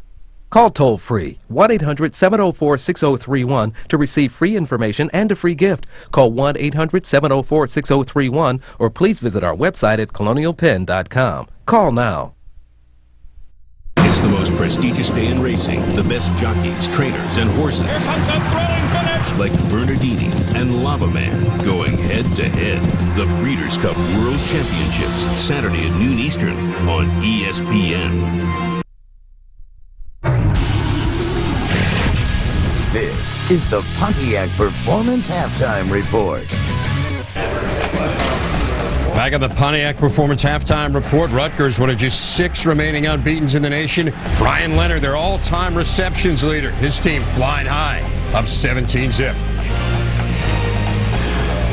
Yesterday in Corvallis, Oregon State, hanging on to end USC's perfect season, beating the Trojans 33-31. They knocked down the potential game-tying 2-point conversion to seal the deal. The Trojans suffer their first Pac-10 loss since 2003. They set up potential BCS chaos. New BCS standings out today. Ohio State, Michigan on a collision course for that showdown November 18th. ESPN on ABC. They remain 1-2 by a huge margin. Then a big fall off to 3, which is West Virginia, but just barely. ESPN's Kirk Herbstreit joins us now to break it all down. And Kirk, the big debate all along has been, were USC to lose, which obviously the Trojans now have, who would it be? Michigan, Ohio State winner against either an undefeated team from the Big East or a one-loss team from one of the other power conferences. West Virginia, the very narrow lead in this BCS standing that came out today. What do you think? Are they in the driver's seat right now? Well, I think if you look at the teams matching up on Thursday night, Louisville and West Virginia, the winner of that game, in my mind, after we've had a chance now to get to week 8, week 9 of the season, I really believe that there's enough as far as remaining on both of these teams' schedule. Let's say West Virginia wins this game, or Louisville wins this game. Look at the teams they still have to play. Rutgers still on their schedule. Rutgers has had a great year. Pitt is still on their schedule. Pitt has had a great year. So I think there's going to be enough there where the computers will reward the winner if they win out. And I also think that the pollsters will reward the winner if they win out, that give them enough of a cushion, even though it's slight. I think they might be able to hold off a one-loss SEC school such as Florida or Auburn coming out of the SEC championship game. It'll be very, very close, but I think they've got a pretty good argument now that we've seen there's much more depth in this Big East conference. Essentially, you think that there's a great chance it could happen that an undefeated Big East team does end up in the BCS championship game. You've seen all these teams in person. Would that be the right call? Well, I want to see the game Thursday night, and I want to see the games down the stretch to really be able to form a definitive opinion on that. But I think you've been in the SEC. We've been in the SEC a lot this year. But one thing that you respect is it doesn't matter what game you go to. Every game, you seem to think, how do these teams survive week in and week out, the wear and tear in this conference? By far the best conference in the country. If any of those teams get out of there with only one loss and they're 12-1 when it's all said and done, it's hard in my mind to imagine leaving a school from that conference out with only one loss. Who is the best of those teams, of those one-loss SEC teams? I probably would say Tennessee right now. And I know that Florida beat them in Knoxville, but just if we're talking about today, I would have to give Tennessee the nod as far as both sides of the ball, being consistent, winning on the road, playing some tough games. Now, that could all fall apart this week at home against LSU, but right now, my opinion, I would give Tennessee the nod of all the other schools in that conference. Any potential, you think, if Michigan, Ohio State is just a wacky game that goes down to the wire that ends in some sort of odd or controversial way, that we could get a Michigan, Ohio State rematch in the championship game? I just can't imagine it being a possibility because you know know how it is. When you lose late, that usually costs you in these kind of situations. So they're telling me that if it's a narrow escape, and especially if Michigan were to narrowly beat Ohio State by a slight margin, that there's such a big contrast between Ohio State and Michigan in the BCS standings and everybody else. There's a shot for a rematch. I find it hard to believe. Well, you touched on it a little bit earlier. Louisville against West Virginia. You're going to get a chance to call the game with Chris Fowler in prime time Thursday night on ESPN. The Cardinals are number 5 in these BCS standings. What do you think of their chances of keeping up with West Virginia's speed? Well, I think people are really underestimating what Louisville can do. I think that their quarterback, Braum, has gotten to the point now where he's healthy, he's ready for this game, and their defense, I'm telling you, Rever, can fly, especially at home at night. They'll be sky high. I think ultimately it'll come down to Pat White, his ability to throw the football, to take some of the pressure off of Steve Slayton and himself running the football, but to not be shocked to tune into that game and see Louisville's defense running step for step with Steve Slayton and Pat White. I'm looking forward to it. Going to be one of the games of the year. Much anticipated. Couple unbeatens going head-to-head Thursday night on ESPN. Kirk Herbstreit, great stuff. Thanks for your time. Here are the games involving the BCS frontrunners this week, headlined by that one Kirk and I were talking about. West Virginia, Louisville, 7:30 Eastern, Thursday, ESPN HD. Ohio State and Michigan both figure to have a fairly easy time of it, although Illinois did play Wisconsin tough yesterday. Among the one-loss teams still harboring serious BCS championship game hopes, that Tennessee team that Kirk had mentioned, they face the toughest test with LSU coming to town. 4 races to go in the chase for the Nextel Cup. It's wide open. Huge one today in Atlanta. We'll let you know if it cleared things up. And the Pontiac Performance Halftime Report rolls on.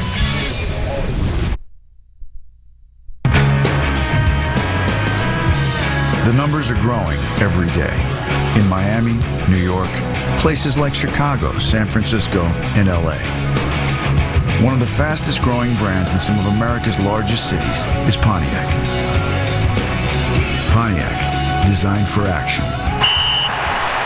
Vote for this week's Pontiac game-changing performance. Almost $200,000 in general scholarship contributions is on the line. Hey, baby. Hey, what's up? Not much. Just wanted to talk to the most beautiful girl in the world, that's all. That's sweet. It's true. Yeah. It's just nice to know that I'm the only man in your world. I am the only man in your world. Right? Baby? Switch to the network with the fewest dropped calls. Singular. Baby, is it Earl? Singular. Raising the bar. Cat got your tongue? Earl got your tongue? You're not the same person I met online. What happened to the happy boy in the yearbook picture? I told myself I would not leave this date crying. Did you know chickens are the only thing that don't have nasal passages? Let's talk about something fun. How about magic? Tired of bad dates? Maybe it's time to try eHarmony. At eHarmony, we only match you with other singles who have been pre-screened for compatibility with you. So when you get to the first date, you know you have so much in common. Log on today and get your free personality profile. How do you become a best-selling author, successful business owner, star chef, and make cool friends? It all starts at Rutgers, New Jersey State University. From the classics to the cutting edge, wherever life takes you, Rutgers is your foundation for success. This is better than what you cooked in college. See what Rutgers does for you? Rutgers, the State University of New Jersey. Teaching, exploring, leading with a passion. You're watching the Pontiac Performance Halftime Report. 4 races left in the chase. Bass Pro Shops 500, Atlanta Motor Speedway, one of the fastest tracks on the circuit. Lap number 4, Kyle Busch loses control in turn 4. He spins out, would stay in the race, but finished 27th, remains 10th in the chase point standings. Now lap 158, the leader, Jeff Gordon, gets squeezed into the wall trying to get around Joe Nemechek. Tony Stewart, who's not in the chase, takes over the lead. Lap 169 now, Gordon gets hidden from behind by Jamie McMurray, spins out around around the turn. He'd be forced to pit. McMurray done for the day. Here's Gordon's take. That sun's so bad because the time of day they got this race going, he couldn't even see me going in there. I went flat and I did a great job keeping it out of the wall. I was all excited and then wham from behind. Hard to the right. Gordon would still finish 6th, move up to 7th in the point standings. Lap 252 now. That's Casey Kane there. Does not see David Stremme coming on the outside, rides him into the wall. Kane riding Stremme in. Both would be done for the day. So Kane finishing 38th, drops to 9th in the point standings. Big blow for him. Won the race earlier in Atlanta this year. That's Mark Martin there. Runs into a mess, crashes into the wall. He'd be done. Finished 36th. He drops to 8th in the point standings. Final lap now. Tony Stewart runs away with this thing, but the race would be for 3rd. It's Dale Jr., Matt Kenseth down the stretch. Earnhardt Jr. barely edging out Kenseth for 3rd. Jimmy Johnson finished 2nd. It's Stewart, though, the man of the day, his 4th win of the season. He has picked up more points in the last 7 weeks than any of the chase drivers. So Matt Kenseth still on top with 3 races left in the chase. Lead trim, though, from 36 to 26. Jimmy Johnson now 2nd. Dale Jr. up 2 spots to 4th after finishing 3rd. 4 top 5s in his last 6 races in Atlanta. Kevin Harvick, who started the day 2nd, now down to 6th after finishing 31st. NFL today, the Colts still unbeaten. Adam Vinatieri, 37-yard game winner. Peyton Manning threw for 345, 3 TDs. Colts 7-0 for the 2nd straight year. They are the first team to do that since the Packers did it 3 straight times between 1929 and 1931. And Vinatieri, the hero for the first time in his Colts career. Yeah, we have a little joke about Vinatieri. We talk about how much gut. I mean, I can't really repeat it in the media, but it's something along the lines of just how big guts he's got, I guess. With a guy like Vinatieri, you don't take him for granted. I mean, he goes out and makes them, but you sure feel confident that he's going to make it. Peyton keeping it clean. Bears also 7-0. They get there in dominant fashion. They tie a 58-year-old team record with 41 first-half points as they routed the Niners 41-10. One game in progress. Cowboys, Tony Romo at quarterback, taking on the Panthers. They are down right now 14-10, late first half. Romo a TD pass and an interception to this point. Get you back out to Piscataway in a bit. Ray Rice, Heisman candidate, 12 carries, 61 yards and a TD in the first half. Scarlet Knights looking the part. They're up 17-zip on UConn.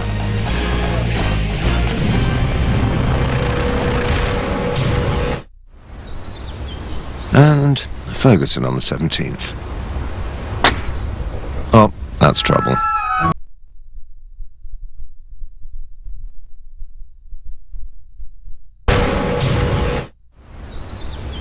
And Ferguson on the 17th. Rutgers trying to start 8-0 for the first time since 1976. Defense vastly improved this year. Manny Collins getting into the end zone. They lead UConn by 17. The Pontiac Performance Halftime Report.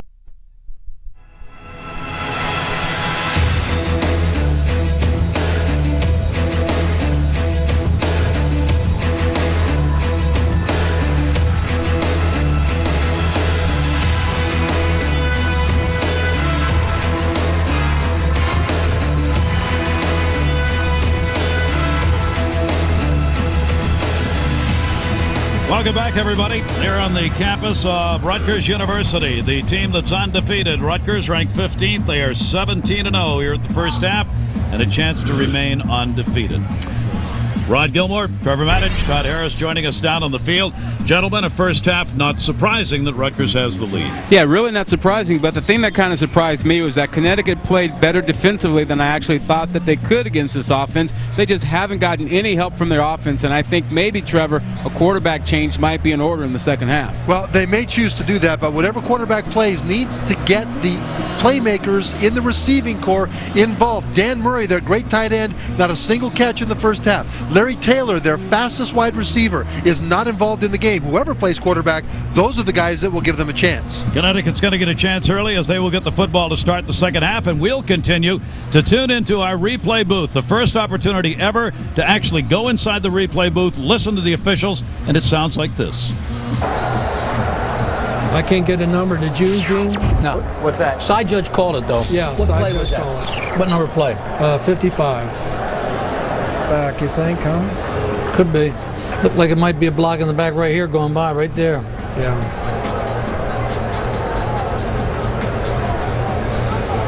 Right there. So the ball's out. There's no problem. Right. Hey, Jerry, how are you? We're just checking. He picked it up. Yeah. Ball was out. It was clearly a fumble. I just wanted to see if anybody from Rutgers actually was down before he got in the end zone. You know? That is Nick Traynor, the replay official on the right, who's the only one who can make calls up there to reverse what happens on the field. He was talking to the official. You saw him writing things down.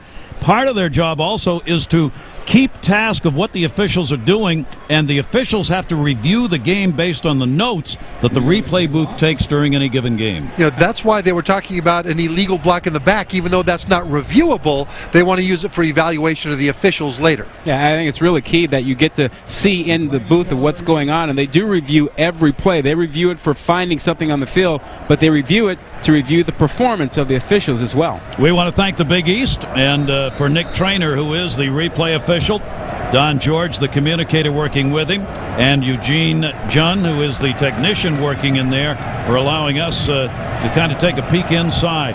And the head official is working the game today when he was talking to Jerry down on the field. That is Gerald McGinn, who is the referee for this game.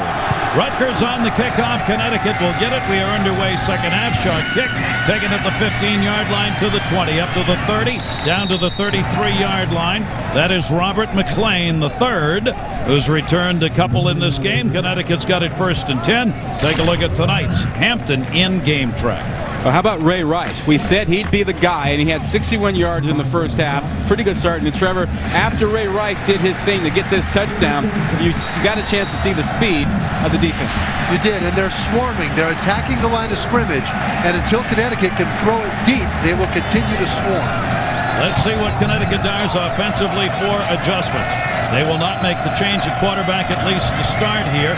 Brown has been their big carrier, and he's up to the 36-yard line. Donald Brown, the freshman, getting a start in this game, and a very good one. Let's get downstairs. Todd Harris. Well, Gary, I talked to Randy Edsel, the head coach in Connecticut, and he said, the problem is we're playing fine, just mistakes after mistakes after mistakes. He did say Donald Brown is running very well, so they're going to continue to get a heavy dose of him. As you look behind me, Terry Colley remains on the bench.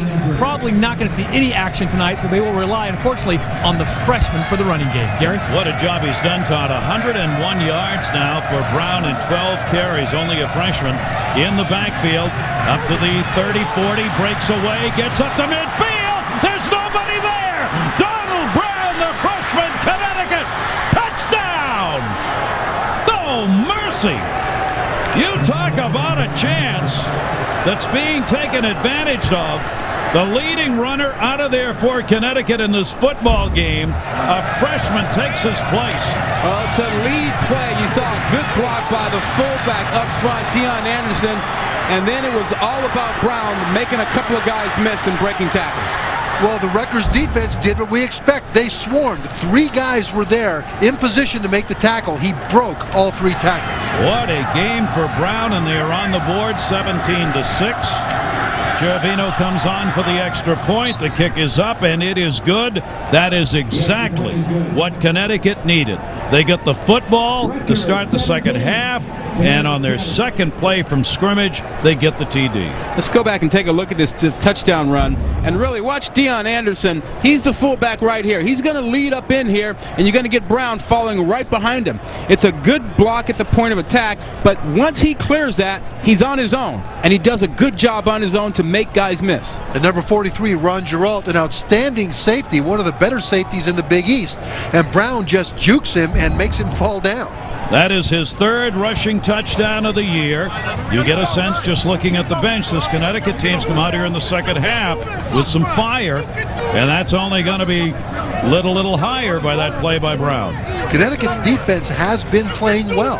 The reason they're 17 instead of 10 for Rutgers right now is that the Rutgers defense scored on a fumble recovery, and so right now Connecticut is not in bad shape. Well, there was nothing fancy about that play, Gary. That was just straight-ahead, old-fashioned football, a lead play, and you get a touchdown out of it. You take a look at the series here. That last meeting was last year, but how about this? Connecticut, 3 of the last 4 meetings, all by 7 points or less. Yeah, this has turned into a lot of people writing about the rivalry that's being established between these two teams. A line drive kick hits at the 7, taken back at the 3, the 15, Townsend, and a great return up to the 26-yard line. We have had some punt and kickoff returns that have been worthy of any game.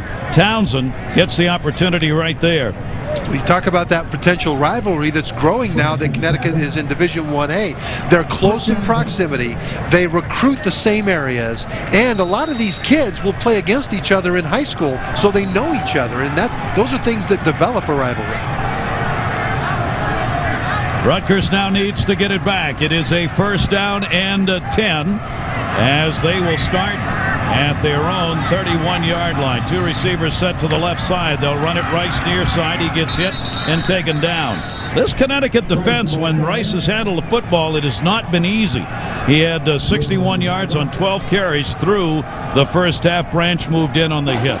Our Sunday night showdown, an undefeated team at home, Rutgers. They've been on the road for 3 weeks. Sellout crowd here in their campus. Connecticut trying to get the upset with Rod Gilmore, Trevor Matich, and Todd Harris. I'm Gary Thorne. Great to have you with us. It was 17-0 at the half. Rutgers, Connecticut has come out and scored on their first offensive series of the second half. Now Rutgers has got it back. Looking to pass. Teal down the middle. He's got it. It'll be up near midfield. And Underwood, who's been a primary receiver, makes another catch for 19 yards. Well, Trevor, people are afraid of Underwood's speed, particularly the corners. Take a look at what happened here at Butler. He has to respect that speed, and he loses his footing because of the move there, but he's afraid of the deep threat, and he gives up that inside route. But Connecticut's been giving up those kinds of plays in the first half as well, and what they've done is they've stopped Rutgers before they've been able to turn those into many points. It'll be a first down and 10 now. Rutgers looking to move into Connecticut territory here, working out of the shotgun. Mike Teal, their sophomore quarterback. Rice on the handoff. He'll be met right at the line of scrimmage, move forward for maybe a couple of yards. The yards that Ray Rice has gained in this game so far have been tough yards.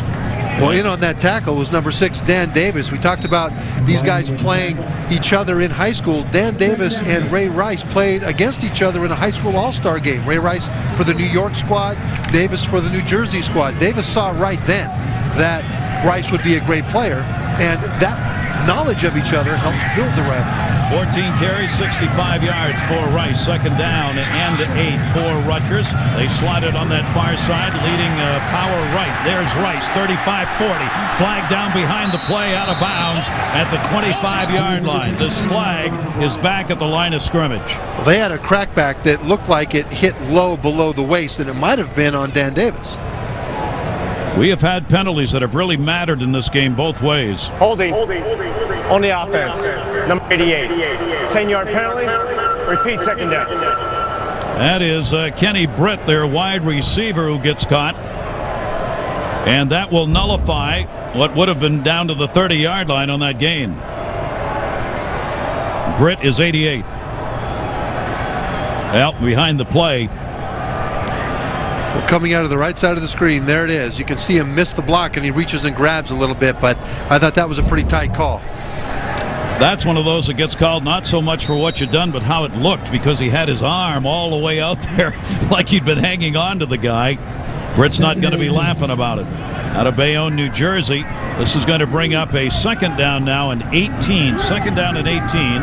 Mike Teal's done a great job passing, 10 out of 15 for 118 yards. He drops back, looking down that left side again. That's going to be thrown out of bounds.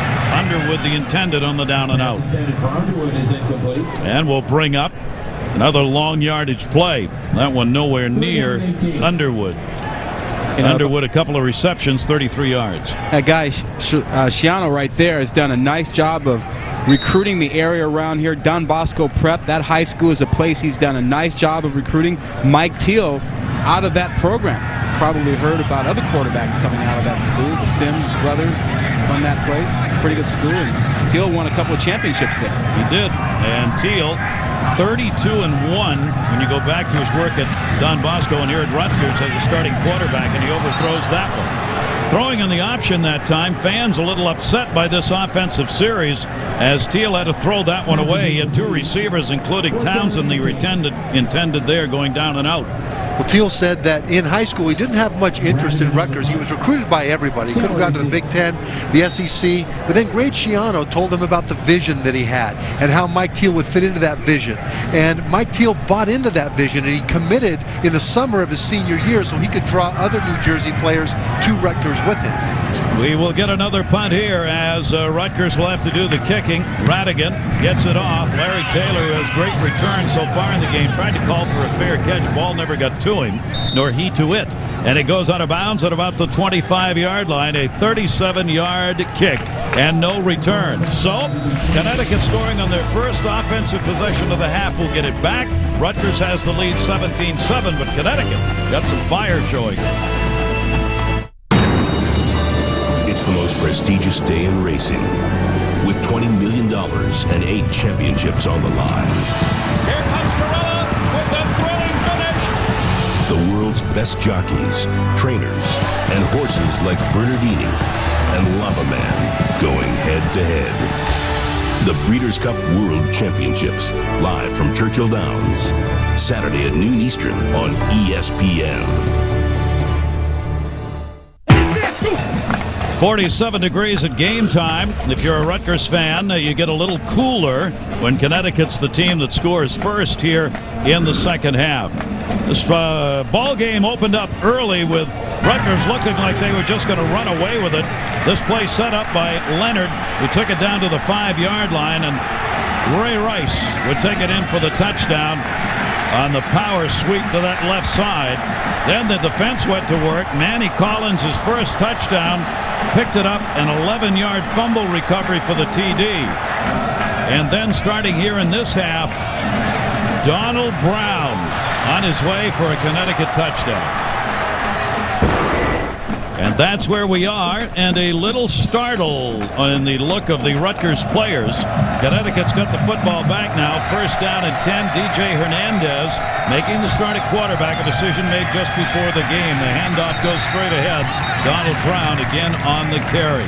Let's check in downstairs again with Todd Harris. Todd.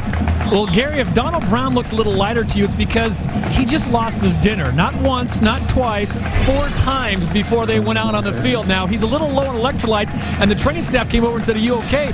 The rest of his teammates just patted him on the head and started laughing. I guess he pulled a Donovan McNabb. We'll see if he can pull this win out now. Sure hasn't affected the yardage case. Wow. Maybe lighter is better. 3 receivers move into that right side. The Rutgers defense adjusts over there. 167 yards for him. This time it's off right tackle. Again, he finds a hole. Gain of 5 as he'll take it up to the 29-yard line. We have to teach Todd about the phrase TMI. TMI. Too much information. Thank you. Todd has shared pants that he purchased for you earlier in the game. And now I didn't tell you. Todd, we hear you. Hello, Todd. He did phrase it very delicately, though. I didn't tell you what came up. I just said something came up. If you want a description, I'm standing right here. Now, ladies and gentlemen, back to the action. It is a 3rd down and 5, 2 receivers to the near side. Hernandez drops back deep over the middle. It is caught at the 36-yard line for a first down. Nice play on an extension by Dan Murray, who's playing with an ankle injury. One of the best tight ends in the Big East, and all that success running the ball is allowing him to get out there in man coverage and get open. He missed the first 3 games with an ankle injury. He had played in every single game for the first 3 years. That is the first 3rd down conversion Connecticut has made in this game. They're 1 for 8. It is a first down and 10. They stack the middle. Big rush, so they run the draw. And that'll be brought up to about the 37, 38-yard line. Donald Brown again. And Mr. Brown right now is having the running game of anyone out there on the field. Well, take a look at this. Watch how many guys get into the box here. They start flat in a base coverage, and now they start showing you all the pressure. Now they got 8 guys in the box, bringing pressure right up the middle to stop the run inside. And Rod, they did it late in the cadence, so Hernandez didn't have time to stop and change the play once they declared their intent. Brown gaining the yardage. It'll bring up a second down here, a second down and 8. Second and 8, 2 receivers to the right side. A lot of shifting on that Rutgers defense. Again, the handoff to Brown, turns the corner, 40, and he is taken down shy of a first down at about the 48-yard line. A gain of 6 as Ron Geralt moved in and put the hit on. Rod, I like Brown's patience. Instead of just slamming the ball up there, that time he stutter-stepped a bit. He let the defense hit the holes. Now he just waits. The defense comes up, and then he darts around once they all bunch up in a pile. Yeah, good patience. He also allowed his pulling guard to come around on that power play and get out in front of him, and didn't run up his backside. He allowed him to make his block. Another big third down play. This is where Connecticut in the first half could not convert. They've got one conversion so far here, and they're not going to get one there. A great tackle. Lou Allen, his first carry of the game coming in, upended by Green. Well, Rutgers figures this is going to be the play call. There are 9 guys in here ready to stop a run up the middle. All of them are in there. And lo and behold, that's where they ran. Allen has been their short yardage guy all year. We hadn't seen him for the whole game. And it'll bring up a punting situation. Willie Foster will be standing back at the 15-yard line. The kick, Babasaris' kick is a good one all the way to the 10. Fair catch called for at the last minute at the 10-yard line where Rutgers will take over. A 46-yard kick. So Connecticut scored in their first possession, not in the second. Rutgers gets it back, leading 17-7. The Tour Championship. Coverage begins Thursday, November 2nd on ESPN.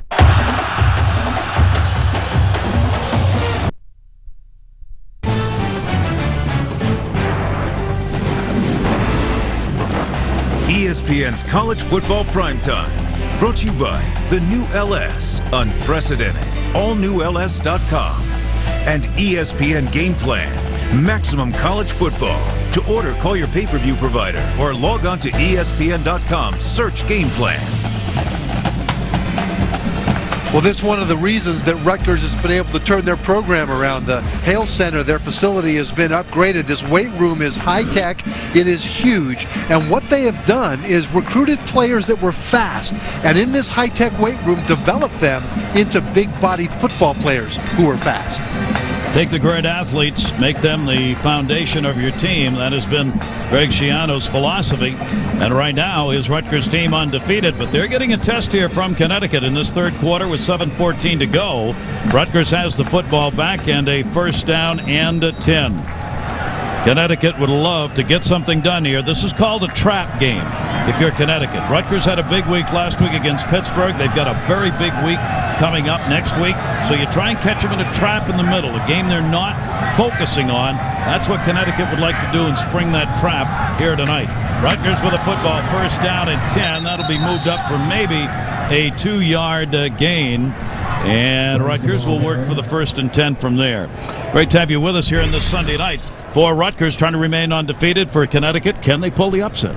Well, I don't know. It looks to me like they found something with that power run that they run to the right side of the field. They've been able to block the blitz and do a pretty good job with that, so they've got something going now. Yeah, you got to figure offensively they did nothing in the first half. They had some huge penalties. They had a fumble return for a touchdown, and they're still in the game on the scoreboard. That bodes well.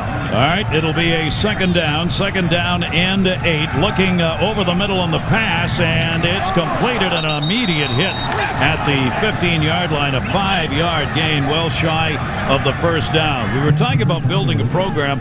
Are other schools going to look to what's been done now at Rutgers, trying to put a program together? I think so. I think one of the things you hear is people go, well, if it can happen at Rutgers, it can happen elsewhere. And Trevor, you mentioned facilities, but another thing that's important is really establishing high school contact and making sure you build a fence around the area that you need to get and have a great relationship with high school coaches in your recruiting area. Well, they have. They've done that here, and they've done that in Florida, where they have high school football camps, where they've got billboards above the highways in Florida. And Rutgers looking for a first down. Not going to get it. The Connecticut defense on Ray Rice.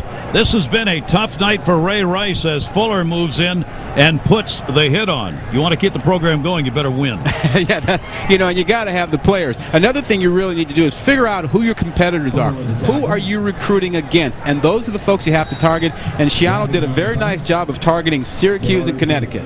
He did, and he brought in the kinds of guys that fit into his program from a mental standpoint. And that was important as well. Schiano over there hoping tonight it will stand up. Larry Taylor, who's had some great run backs, is back for Connecticut. The kick is high, not too long, and it's going to bounce. And Taylor's going to pick it up with a hop. He takes it to the 50 and brings it back into Rutgers territory. I'm telling you, but for penalties, the guy you're looking at right there would have over 200 yards in specialty team returns tonight. As it is, he is over 100. Taylor has been magnificent, and he does that one on a one-hop hit. Connecticut's got the football. They're trailing 17-7, but outstanding field position to start this drive.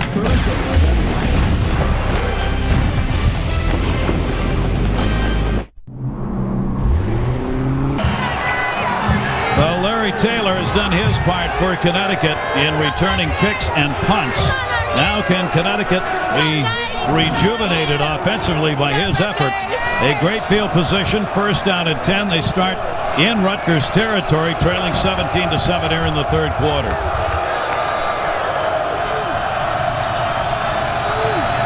They'll work with two receivers to the near side. DJ Hernandez, the quarterback for Connecticut. Brown's been their big runner. He'll take that one up to the 40 for a 2-yard gain. Frierson moved in and put the hit on. If you've got some youngsters ready for bed, here's Todd Harris.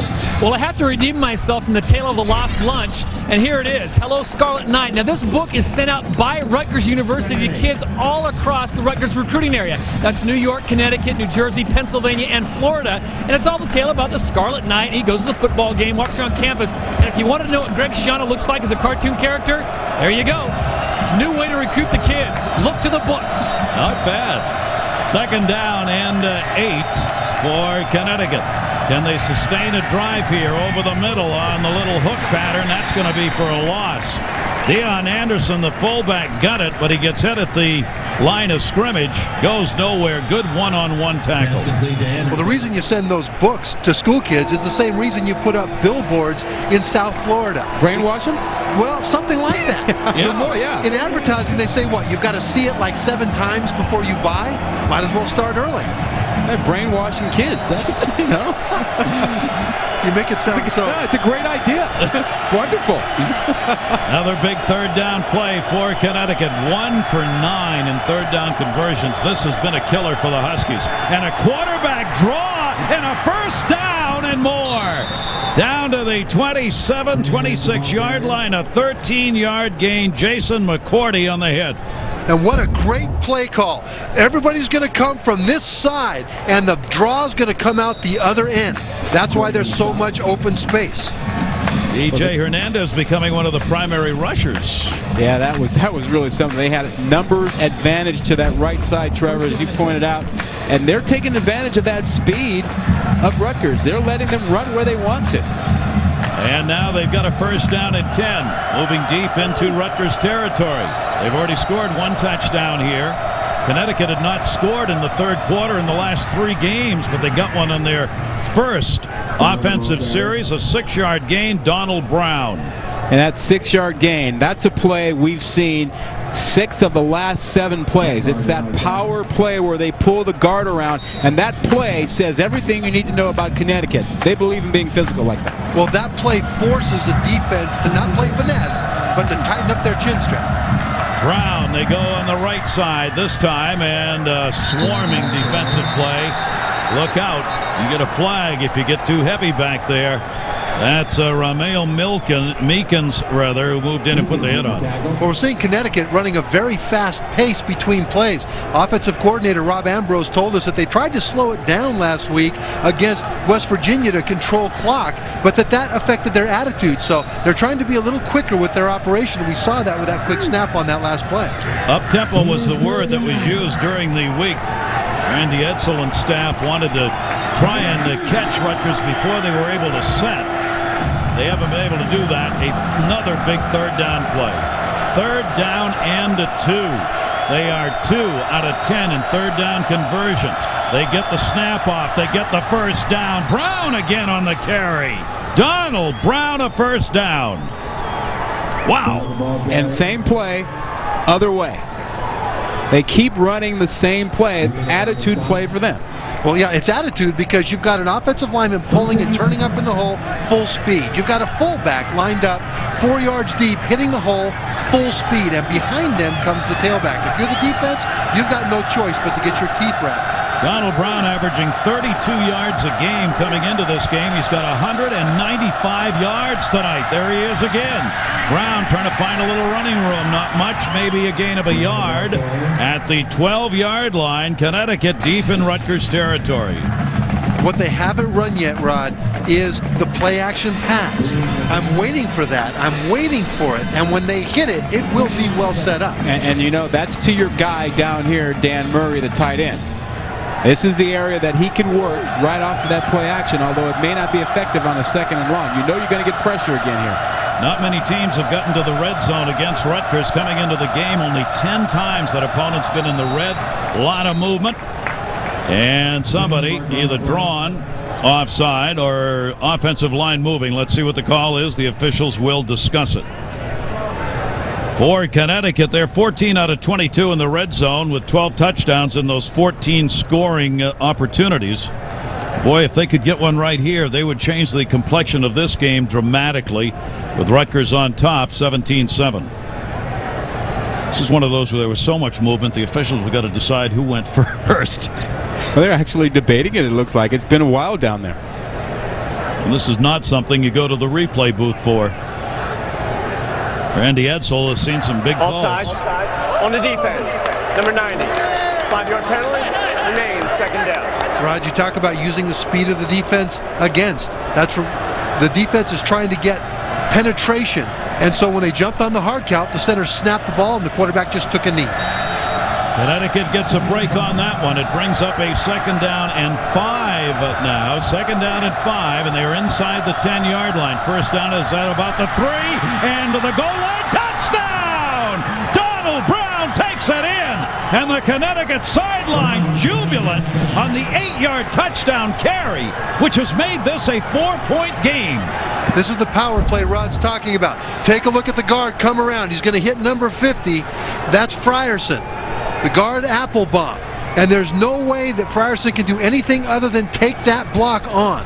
And Brown runs right up inside of it, and there you go. Touchdown. And Trevor, they ran that play about 6 or 7 times on that drive. Now for the point after. Cherubino is out, and they do not get it off. And Rutgers gets in, and it remains a 4-point game. Well, all the excitement after scoring the touchdown by Brown, some of that taken away from Connecticut as they do not convert.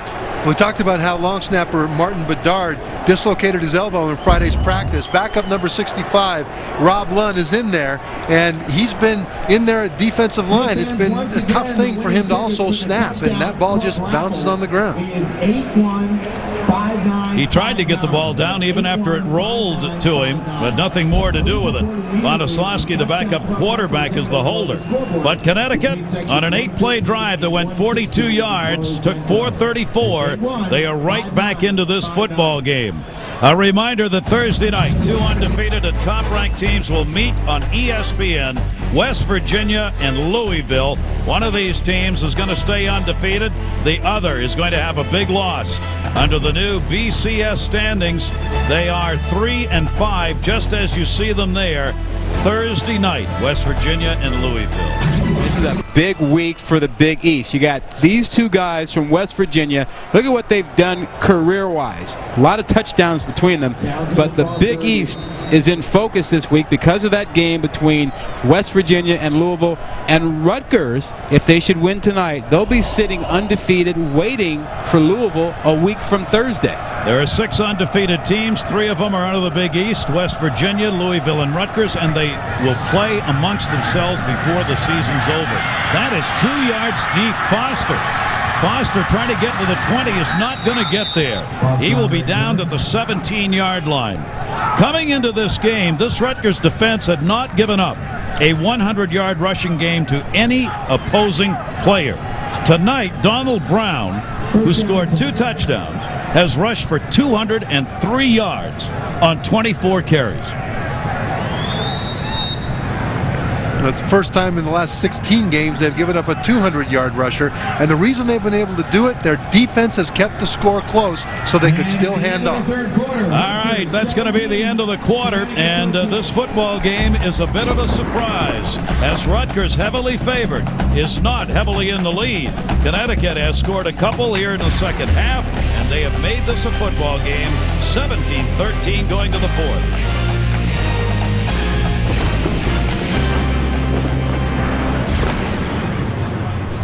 The Tour Championship. Coverage begins Thursday, November 2nd on ESPN. Craziest hit I know is gonna be a Fed.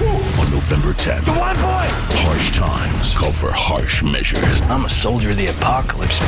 Are you gonna be happy once he's dead? Harsh times. Rated R. In theaters November 10th. I've been to Newark, Hackensack, 3 meetings back to back. Conference in Maine, put faces to names. Seminar in Lombard, big stack of business cards. Stayed at Comfort Suites, got a hot breakfast free. Warehouse inventory, Foreman had a funny story. Big meeting, New Rochelle, told my boss all went well.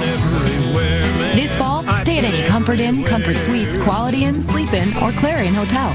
After 2 separate stays, you'll earn a free night with Choice Privileges. For reservations, visit choicehotels.com. Choice Hotels. We'll see you there.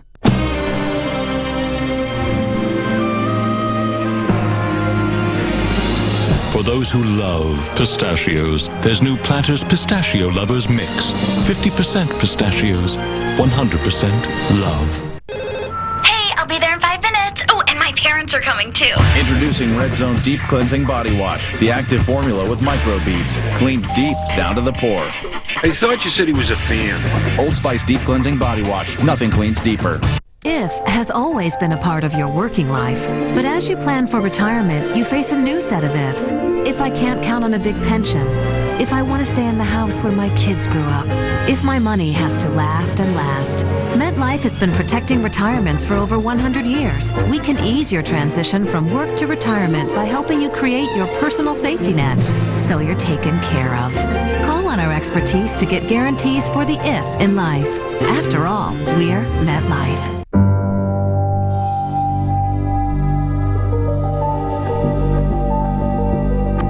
Champagne glasses may seem familiar,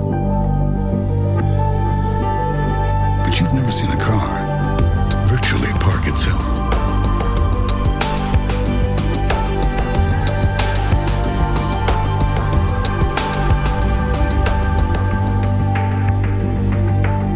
The new LS. Unprecedented. Mom, Dad, this is my boyfriend, Jin Woo. Who's this? This is Jin Woo. That sure is a fancy phone.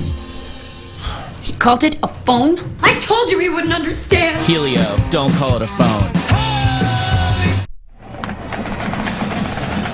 As we get set for this fourth quarter, will it be a monster night for Connecticut with an upset? Or will this Rutgers team remain undefeated? Right now, a much better football game, I think, than anybody anticipated, and a much better football game than Rutgers wanted to see. How about Donald Brown? I mean, what a night. A kid getting a start who's played off and on this year with the starter in the backfield out, their leading runner, and Brown's gone over 200 yards in this game. There he is, 2 touchdowns scored. He deserves a little rest. Now the Connecticut defense will go to work as we get underway here in the fourth quarter. Officials needing to meet as they get it spotted here. It'll be a first down and 10. Rutgers deep in their own territory. 22-yard line is where they will start. Mike Taylor, quarterback Rutgers, 11 out of 18, 123 yards passing, and 1 interception in the game. Teal drops back, looking to throw from his own 10. Gets it away incomplete and almost had his arm caught as he started to come forward. Let's take a look at tonight's Hampton in-game track. Hey, take a look at the numbers, and what a surprise that Rutgers defense giving up 203 yards on the ground. in Rutgers offense running the ball pretty well, but the passing game is not clicking enough for them to sustain drives. Keep in mind this offense has only scored 10 of the 17 points on the scoreboard for Rutgers. Rutgers comes out here with a 2nd down and 10. Brown, despite over 200 yards gained, is still up there walking around. I think he might want to sit down for a while.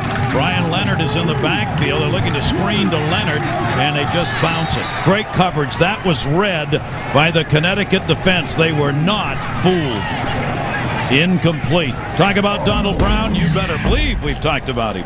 Well, on the way to the party for the man, Ray Rice, Donald Brown's been raining on that party.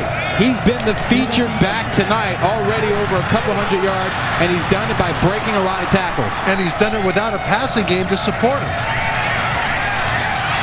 I love that lateral movement that he takes to find the line of scrimmage hole. You see him take sideways steps, waits for the hole to open, and then has the power to shoot through it. He can just slide with one quick step. He's got that kind of quickness. All right, Rutgers again looking to pass Teal over the middle, wants to go deep. He does, and it is incomplete at the 45-yard line. Everybody covered in this Connecticut defense up and shouting.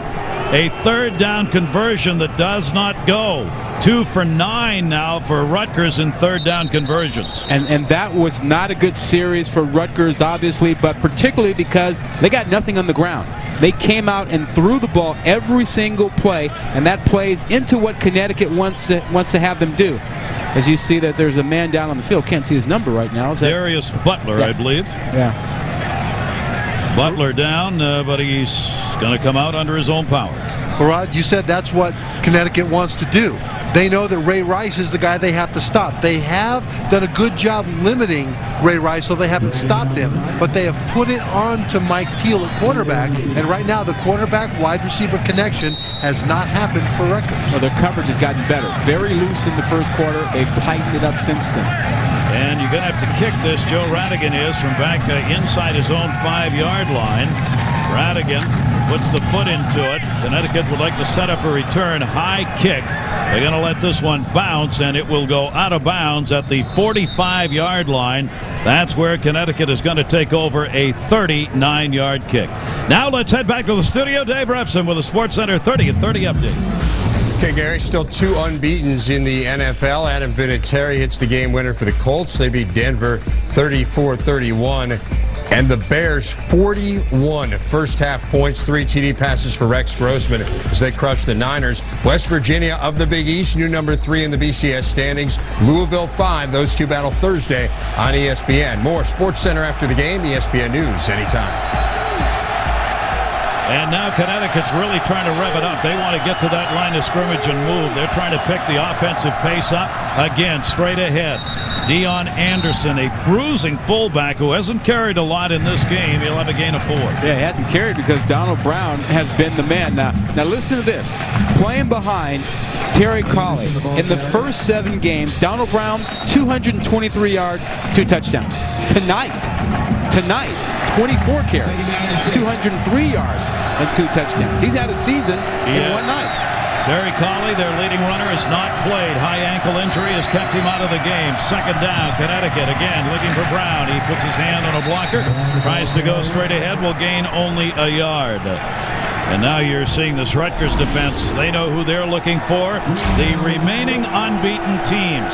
Note you've got West Virginia, Louisville, and Rutgers all out of the Big East. Ohio State, Michigan, and Boise State. Well, you can start eliminating because you know you're going to lose one out of the Big Ten with Ohio State, Michigan, out of the Big East with West Virginia, Louisville. Boise State is the most likely team to remain undefeated other than the winner of that Ohio State, Michigan game. There you go. Here's a big 3rd down play. 3rd down and 5 for Connecticut. 3 out of 11 3rd down conversions. Big rush put on. Trying to carry, ran into his own man and won't make it. Back to the line of scrimmage for DJ Hernandez. That's as far as he can go. Great pressure put on. Meekins got into that backfield again. Their senior defensive tackle. That's great swarming by the Rutgers defense. They haven't done that in the second half very much. And Rod, you talk about Boise State at 14 now. If they get to 12 in the BCS and finish at 12 or above, they are guaranteed a berth in a BCS bowl. Babasaris has come in to do the kicking. Willie Foster is back, and he just gets that one off. A good kick, fair catch is called for and taken at the 24-yard line, where it will be 1st and 10. Eric Foster almost got in there. A 29-yard kick. We're in the 4th quarter. Connecticut putting the pressure on undefeated Rutgers. Scarlet Knights lead by 4. Now you can rev up your lifestyle in a Dodge Charger or Dodge Magnum. Get an available fuel-efficient 3.5-liter V6 or the legendary power of a Hemi V8, plus all-speed traction control and a 5-star government frontal crash test rating. Right now, get the best cash allowance ever on 2006 Charger and Magnum RT. Open up a Magnum or unleash a Charger now at your Dodge dealer. No one ever woke up and said, I just want to be an ordinary scientist or an ordinary runner. So why would anyone want to be an ordinary investor? At E-Trade Financial, our technology challenges the ordinary so investors can be extraordinary. I changed my oil. Why worry about engine sludge? You can't see sludge coming, but it can rob gas mileage and hold your car back. Yeah, right. Castrol GTX has an improved formula to stop sludge in its tracks. Give me a burger, fries. GTX's new dispersants neutralize sludge for superior protection among leading 5W and 10W30s. And some extra napkins. Castrol GTX. It's more than just oil. It's liquid engineering. I live for speed. You're running on empty. You gotta be in it for the long haul. Now that guy has the right idea. Let's keep going, buddy. Look for special savings from Energizer on Cars DVD at participating retailers. Rated G. And Ferguson on the 17th. Oh, that's trouble.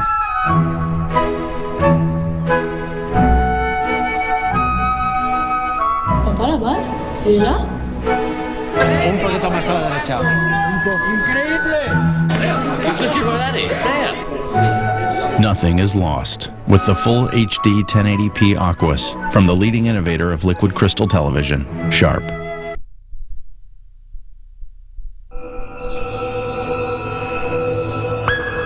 This telecast available on ESPN HD, presented by Pioneer Plasma.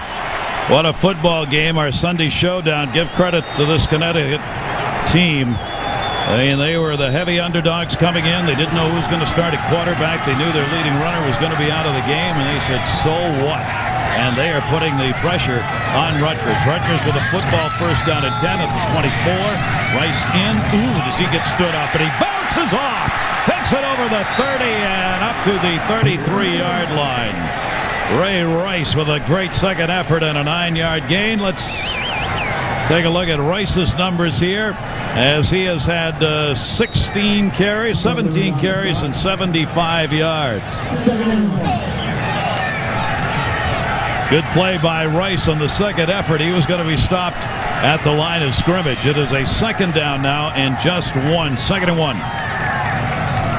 They look to Rice again, and this time he's shot back behind the 30. A 3-yard loss.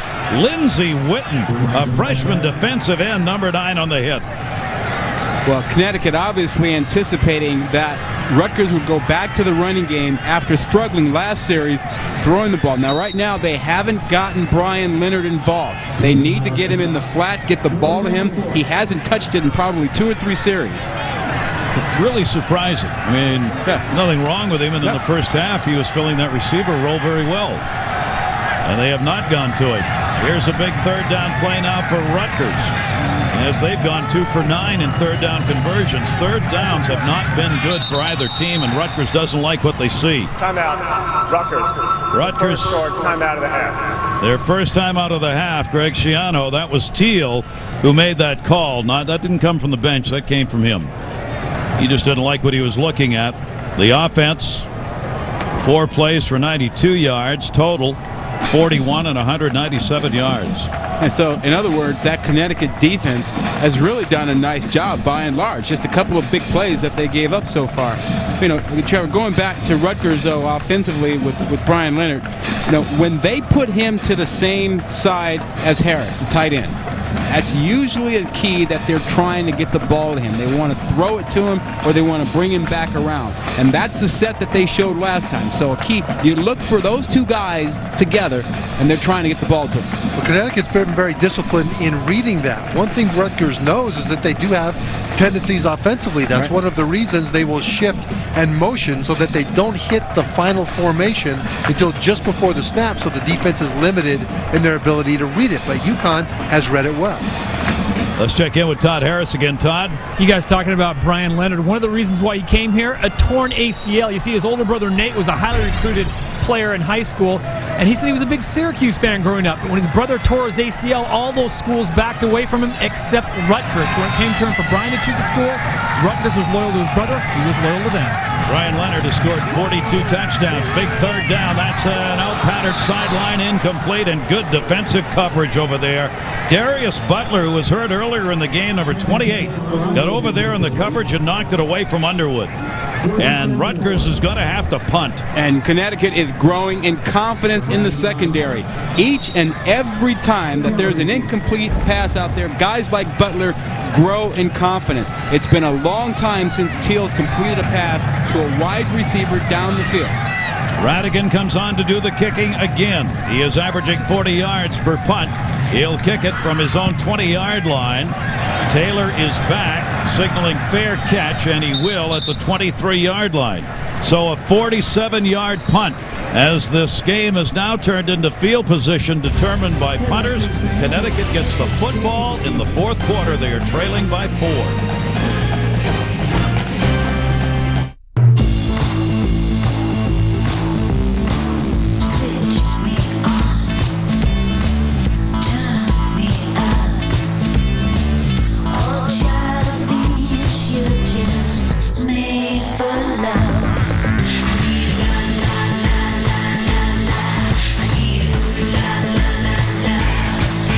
Be the first to get the all-new Moto Crazer. Available now at Altel Wireless.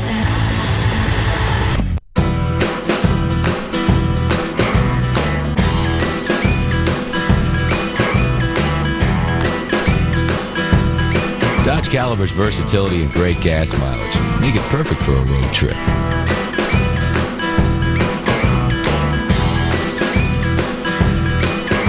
All the right features make it even better.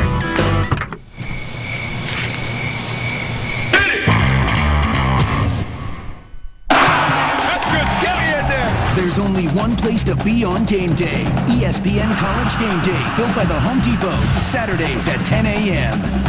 No way. No way. Excuse me. Life is hard. Pay-per-view is easy. This month on DirecTV. There's an agent who wants to help assassinate the president. We need to find this guy. Aren't you the recruiting poster? Are you a man? I am, love. Morning, Charlie. All this way for my advice, I feel like Oprah. DirecTV pay-per-view. No driving, no waiting, no late fees. Just press a button and you're watching your movie. Hockey's back, like you've never seen before. NHL Center Ice on DirecTV.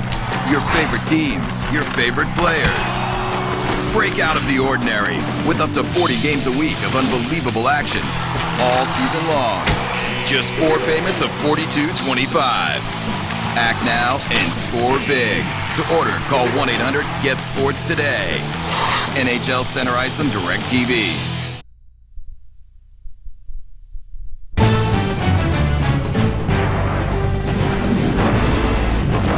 ESPN's College Football Primetime is presented by Altel Wireless. Come and get your love. And in part by new Gillette Fusion, the best shave ever in manual and battery power. Well, Connecticut comes out. They're looking for the upset. 10:46 to go in the game. They've got a first down and 10. Ball spotted at the 23-yard line. Donald Brown, the big story in this game, their running back in the football game. They'll send the man in motion, have 2 receivers to that left side. Hernandez again to Brown. Brown off left tackle. That slant stuff has gained some yardage, but not this time. It'll be a 1-yard gain for Brown. 41,077, the 6th largest crowd on hand here. The all-time record's 42,600. It'll be broken with the games remaining here because they're going to let students sit down there where that big R is. Right there. And they're going to put extra seats in down below, some chairs. So they're going to have enormous crowds here for big games they've got left. Yeah, Louisville in particular, maybe they're already looking ahead and getting caught a little bit here by Connecticut. We mentioned earlier this is called a trap game. There's a trap play. Quarterback straight up the middle, 5-yard gain to the 35-yard line for DJ Hernandez. They were worried about this, Rutgers was. You come off a victory over Pittsburgh, a big one. You're celebrated. You're nationally ranked on the road 3 weeks, and you come home. You're looking ahead to even bigger games. Do you get caught in a trap? Yeah, and they got up big early, 17-0 at halftime. And what's happened in the second half? Nothing for Rutgers. They give up 13. They've scored nothing. Now Connecticut has another 3rd down. Mercy, these have gone on all night for both of these teams. 2 for 10 3rd down conversions. The fake, big rush, and he's down at the 20-yard line. Jamal Westerman again. The 5th sack of the game for the Rutgers defense. Well, this is just swarming defense. It's not a blitz, but you can see the defensive linemen twist and stunt up front. The offensive linemen get confused, they get knocked off their blocks, and 3 guys come clean. Forcing yet another punting situation. Pavasaris, Chris Pavasaris, and is blocked into the end zone. Still loose, still in the end zone. Touchdown, Jamal Westerman again.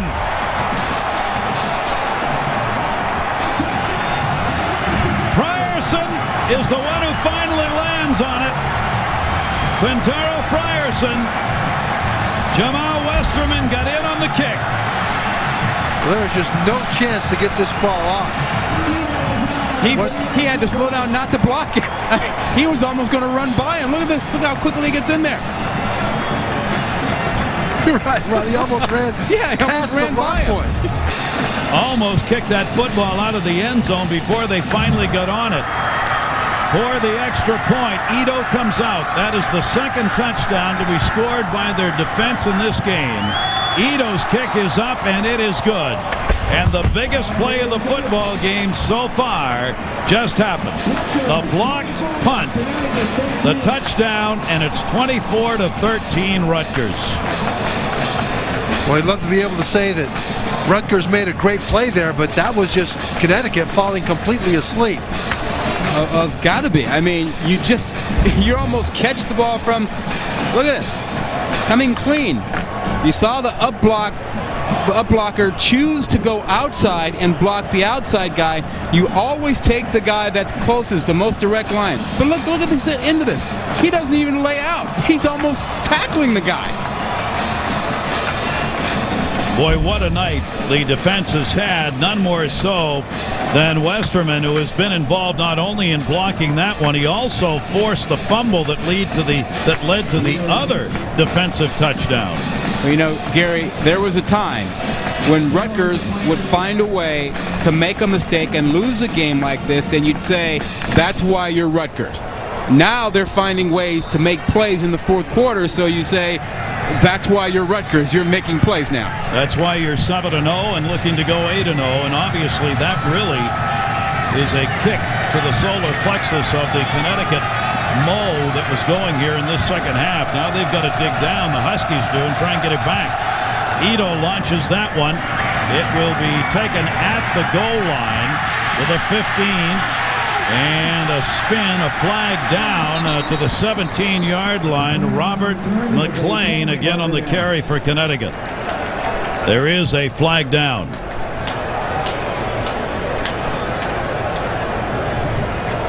And we're going to have to wait. The officials confer. During the return, legal block in the back on Connecticut, number 33. Half the distance to the goal from the spot the infraction. First down. All right, while we wait for the ball to be set, let's check in with Dave Refson. Dave. And Gary, now here is Sunday's Best, presented by Alltel Wireless. Tony Stewart wins the Bass Pro Shops 500 in Atlanta. Stewart not in the chase for the Cup, though. Matt Kenseth still on top there. His lead, though, trimmed from 36 to 26 points today. Gary? Dave, thank you very much. Appreciate it. A little climbing of the fence going on that one. All right, Connecticut's got the ball, first down at 10, but a long way to go as they will start at their own 8-yard line. Brown trying to go straight ahead, not this time. Donald Brown. Now it's the Rutgers defense that's fired up. Well, the Rutgers defense is fired up on that run. They found out how to stop that power play, which is outnumber it. And again, if they outnumber it, Connecticut's got to do play action, go over the top. They're running out of time to do that. Courtney Green got in on that hit. A second down, stopped at the line of scrimmage, so a second down and a 10. DJ Hernandez, the quarterback, fakes it in the end zone. Big rush and just throws it away. He had arms up in front of him. Brandon Rankert, the linebacker, put the pressure on. He had his hands up in front of Hernandez. And he had tight end Dan Murray wide open running down the right side of the field, right center, and didn't see him.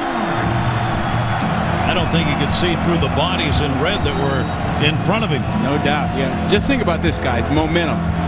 Rutgers was pretty much dead in the water a little while ago, and that block punt changed everything. Their defense has now scored 2 TDs in this game and 5 on the year. And nowhere to go. Lose yardage on the third down. Meekins moved in. Well, they got to stop doing that. Brown is running the ball well. Hernandez is getting nailed on that quarterback draw. And now they're going to have to kick out of the end zone. The Rutgers defense said Meekins and Foster have got to be good. They're big players in big games. Meekins has been that. But a kick from the end zone, no. Pavasar is standing back near the back of the end zone. Willie Foster's all the way at the 40. The kick is off, and it's a good high kick that'll drive Foster back to midfield, and he fumbles! And Connecticut, I think, has it. Ball is still loose. Connecticut's got it. Hang on. Rutgers coughs it up as Branch for Connecticut recovers the drop football at midfield. Well, look at his feet. Brian Mitchell, all-pro for the Washington Redskins, punt returner, told me you catch it with your feet. You've got to set up underneath that with your feet balanced. And his feet are crossed when that ball comes down. That's why he drops it. Yeah, he's trying to take off. He's trying to run before he catches it. He thought he saw something to the right side. He didn't take the ball with him. So Connecticut brings their offense right back out on the field, and the defense of Rutgers will be asked to do it again. And there's a takedown back at the 45-yard line. Eric Foster on Donald Brown. What did you say about big players making big plays, big time up front, and those were the guys? Meekins? Yeah. Foster. Yeah. Showing up right there. Just beating the block completely. Foster, Meekins blowing inside. There was such a rush put on there. You saw DJ Hernandez, the quarterback, actually trip on one of the linesman's feet. Well, Foster gets such a good jump on that. He was out before the offensive lineman was. He anticipated the count. Big jump by this defensive line right now. Looking downfield. Gets hit. And it's blocked. And the defense of Rutgers, Eric Foster, blocks it. And Connecticut getting chances, but nowhere to go against the big red unit. Well, Hernandez is just getting smothered. He's got to avoid one rusher. He moves up. The ball gets knocked down. There's just nothing that he can do and nowhere that he can go that there isn't a scarlet jersey about to hit him. This offensive line of Connecticut averages 302 pounds against a defensive line that's 256. It's not about how big you are. It's how tough you play. Back again. And another sack of the quarterback. That's how they're playing. Beckford, William Beckford with the 7th sack. for Rutgers tonight. Well, that defensive line, Trevor, may be smaller, but it is quicker and more athletic. Look how quickly they get by the bigger linemen with speed and athleticism. And it's a matter of Eric Foster again getting a jump. It was a simple twist, but he got off the ball so fast the offensive lineman couldn't pick him up. Another punt and a high booming kick, not long, taken at the 40 and almost fumbled again. Foster bobbled that one. That is only a 23-yard kick by Papadakis, and Rutgers will get it back with 5:31 left to go in the football game, leading it 24-13. Can they remain undefeated? Next on SportsCenter, Colts and Broncos in a ridiculous classic, how a final kick won it in Denver. Plus, how far down the BCS USC has fallen, and Larry Legend reflects on the life of Red Auerbach. SportsCenter after the game. Monday at 3, it's a special edition of SportsCenter. Then Around the Horn, followed by Pardon the Interruption. After that, NFL Primetime, followed by Monday Night Countdown. Then Tom Brady's Patriots face the Vikings on ESPN Monday Night Football. Is it Monday yet? If you haven't discovered the miracle of fusion, it's time you did. In this house. 5:31 left to go, fourth quarter. Here at Rutgers, they've got the 24-13 lead, but it has not come easy. This is the Rutgers concept of team defense. On this sack, William Bedford is going to come clean and get the sack, but that's not why the play happens. The play happens because of the penetration by Eric Foster. He eats up the block of both offensive linemen on that side, and there's no one left to pick up Beckford. Team defense. Great look, and boy, it has been a long night for the starting quarterback for Connecticut, DJ Hernandez. 7 sacks have been recorded in this game on Hernandez. And this Rutgers defense, they've not only played defense, they've scored 2 of the touchdowns. Now Rutgers has the football, and they want to keep it with only 5:14 left to go. First down and 10. Mike Teal at quarterback. Only one receiver split to the near side. They will run this one straight ahead, trying to eat up some yardage. That is Ray Rice, who will gain a couple, and we'll check in with Todd Harris. Todd. Fellas, keep an eye on Ray Rice's left ankle. During that last change of possession, he had it wrapped heavily underneath the shoe and on top of the shoe. When I say wrapped heavily, I mean they wrapped it like they were wrapping one of the pharaohs. This thing has got a lot of tape on it, and I'm kind of surprised they're not pulling him out at this point, but he is going to give it a go. There you see it. He has gained now 73 yards on 18 carries. Last week he had 225 yards against Pittsburgh, the Big East Offensive Player of the Week. He has had 4 200-yard rushing games, and a timeout is going to be taken here. Connecticut uses their first timeout of this second half. There are the numbers for Rice. Season low was 93 yards that came against Navy. And his Heisman hopes really depend on what he does later this season against Louisville and West Virginia. And whether they go undefeated really kind of depends on their defense. Their defense has really been spectacular tonight, even scoring. Yeah. Talking about that, you take a look at the key plays that have occurred in this football game. It has been about the defense. There's the hit, the fumble, ball picked up and taken in for the touchdown, the first of 2, Manny Collins. Then the block kick by Westerman. He tried to fall on the football himself, couldn't do it. Gets recovered by Frierson for the TD. All about defense. And our Sunday night showdown has been a good one. Connecticut trying to pull the upset against Rutgers. Rutgers Stadium, first time the team has been home in 3 games on the road, along with Rod Gilmore, Trevor Maddich, and Todd Harris. I'm Gary Thorne, and our great crew here on this Sunday night. Connecticut, their head coach said to us during the week, we're just not quite good enough. Well, that is what has happened so far in this game. Connecticut's been right on the doorstep, but not quite. Teal looking deep, man open. It is incomplete, off the hand of Underwood. He would like to have that one back. Just a little bit too long. You know, Gary, you mentioned Randy Edsall talking about his team not being quite good enough. As you take a look at this play once again, part of the reason for that they're really down in personnel. I mean, with dismissals from the team, from a couple of incidents we discussed before in terms of players buying some beer the night before a game against South Florida. He kicked a few players off the team. Their numbers are down. And yet they're still 2 plays away from leading this game 13-10. Donald Thomas, charged with a misdemeanor assault, was the latest of their players to go. He's under a 2-game suspension, not playing in this game tonight. Off the handoff, a lot of room midfield, down to the 40-yard line, Brian Leonard. So Leonard gets a 16-yard gain. If Rice, in fact, may be hurting a bit, maybe time to go back to Leonard. Well, you see Leonard's speed. We knew he could do this, and he could have gone to the NFL with this last year. He tried to do a Leonard leap, but couldn't quite get enough height.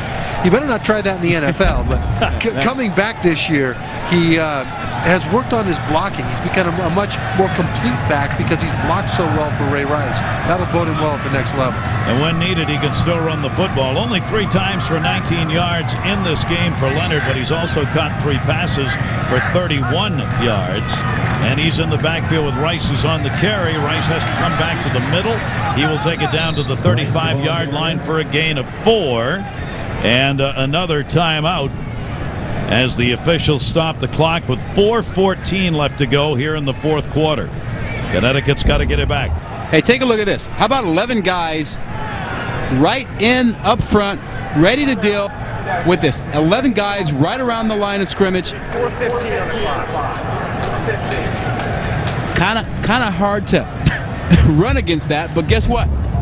Rice still picked up 5 yards. We talk about filling up the box. That's about as many as you can get in the box legally. You'd have to bring some more guys in from the bench and have 12 or 13 out there to have any more inside. As you take a look at Rice, you're going to hear a lot more about him. His coach says that he does things that only special backs do. And it's fair to say he's a very special back. Maybe, I mean, he's a Heisman potential. We'll see how far it goes. Well, you know, he's a winner. He was a winner at New Rochelle High School along with Maurice Green, and they won a state championship together. And Shiano was trying to bring winners like that into the program. And he gained over 1,000 yards as a freshman. And a lot of freshmen that succeed like that go into a sophomore slump. But Ray Leonard took him under his wing and sat him down and said, look, this is how you must prepare in this offseason between your freshman and sophomore season. And Ray Rice listened. And that is one of the reasons that he's had such a terrific sophomore season without a letdown. And it has been tough yardage, as we said, in this game. But you say he's having a tough night. A lot of people would take 20 carries and 79 yards in a football game. There you see the numbers between the first and second half, as the Connecticut defense has really limited him, although he has been limited in the number of carries, maybe because of that bad ankle Todd was talking about. This will be a second down. Second down coming up from the 35-yard line. Second down and 5. And again, just straight ahead and nowhere to go. There'll be no gain for Ray Rice. And another timeout's going to be taken. Connecticut will use their last timeout with 4:09 to go in the fourth. Connecticut's defense has done an excellent job of limiting Rice, but that's where Rutgers is now a different team than they have been in the past. The offense is struggling, but the defense and special teams pick up the slack. That means this is a very complete team as well. Talked about the Big East and the teams, West Virginia, Louisville, and Rutgers all undefeated. Here's the matchup Thursday, an enormously important game. West Virginia and Louisville, they will meet. The Cardinals will have the game at home. ESPN will have it for you Thursday at 7:30.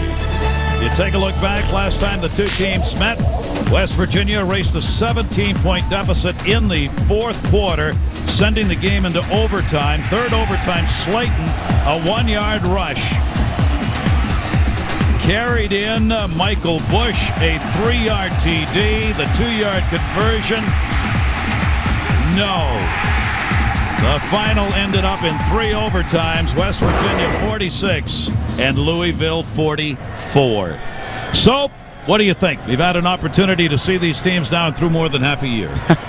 Well, you know, that's going to be a great matchup. I can't wait to see it. I will watch that one. I can guarantee you that. I just think that at some point in time, even though the Louisville defense is really good, the loss of Michael Bush is going to show up, and I think it's probably Thursday. So Leonard on the carry, and a flag is down as he'll gain a couple of yards. I would pick West Virginia because I think the loss of Michael Bush is an impact and will show up. Yeah, I agree. And the thing about Louisville's offense is that it works so much on rhythm, and they're not in rhythm now. See what the call is here. As Rutgers trying to play ball possession, Connecticut does not have any more timeouts. Holding.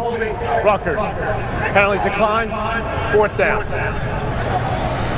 Now, all these teams are going to play one another. Keep that in mind. They're all undefeated, but they all will play. All three have to go against one another. Yeah, you look at that game Thursday, and you tend to think that that's the end of the Big East, but that's not the case because Rutgers will get both of those teams, and Pittsburgh is still hovering out there and could be a spoiler as well. So the Big East having a tremendous impact right now. What's going on in college football? A lot of are seemingly begrudgingly giving the Big East credit. Why? Well, I think you look at last year, everybody thought that the Big East shouldn't get respect because they had lost Virginia Tech, Boston College, and Miami. And even though West Virginia had such a great year, no one respected them until they went in and beat the SEC champ Georgia in Atlanta. People then looked up and said, hey, maybe there is something here. That changed everything. And how ironic is it now that it's the ACC that people are looking at going, whoa, that conference is kind of down, and the teams left the Big East to go to the ACC. It is really ironic. You see the highlights of the season here for the Big East. 38-8, non-conference record, the best in Big East history. They have the 3 undefeated teams. There are only 6 in 1A football, 3 of them in the Big East. 4 teams out of the Big East are bowl eligible, and all 8 teams, no other conference can say this, all 8 teams have at least 3 wins. Well, one of the things that happened after the 3 teams left the Big East, Virginia Tech, Boston College, and Miami, the remaining teams all thought they had a chance now to win the Big East, get them to the BCS, and so they started putting their money and everything into their programs. And so everybody's elevated their game now in the Big East, and the Big East is better. I think from a brand name standpoint, the reemergence of Pitt has really helped the Big East as well in terms of reputation nationally. Rutgers, by the way, called a timeout. That's why we are waiting here. So they use the timeout. Now it is going to be a 4th down. They are 2 for 4 this year in 4th down conversions. They want to go for it. A 4th down and 4 with only 3:39 left to go in the game. Teal will drop back. He is looking deep. This is a fly pattern, end zone incomplete. And no flag. Underwood again was the intended receiver, and Connecticut will take over, trailing 24-13. Yeah, Trevor, Underwood is a very young receiver. He will understand in time. You keep running. He slowed down a little bit on that route. If he had kept running, he would have had a touchdown. And this is where quarterback Mike Teal has taken a lot of criticism for not connecting with the receivers, but with his top 3 upperclassmen wide receivers injured all season long, the underclassmen have been out of position. Now it's Connecticut. They're running out of time. They're trying to go to the sideline and get out of bounds, and they do not do it. The whistle blew, and I'm not sure why. It didn't look like he was out of bounds. The whistle blew on the reception, but I don't think Jeffries was out of bounds. No, he wasn't, but in the official's opinion over there, he felt that the receiver was in the grasp and control and that the play was over, and he stopped it. A 2nd down and 5 coming up. 2 receivers set to the left side. Clock continues to run. They look again on the out pattern, wide open. He turns around, there's nobody there. And he gets inside Rutgers territory at the 45-yard line. So a couple of big gains. That's their tight end, Dan Murray, a 17-yard reception, and he got out of bounds. He almost ran out of bounds before he had to. He turned around, there wasn't anybody there. Well, this is simply a flat route. You'll see Murray come on outside after you have the wide receiver run off the corner. And so he's wide open out there. So they might as well keep on going. It is a 1st down and a 10. DJ Hernandez, a quarterback, trying to run a 2-minute drill here. Big rush. He gets it. It's going to be intercepted down to the 40-yard line, down the sideline, out of bounds. Devin McCourty, the redshirt freshman, with the interception that ought to be enough for Rutgers.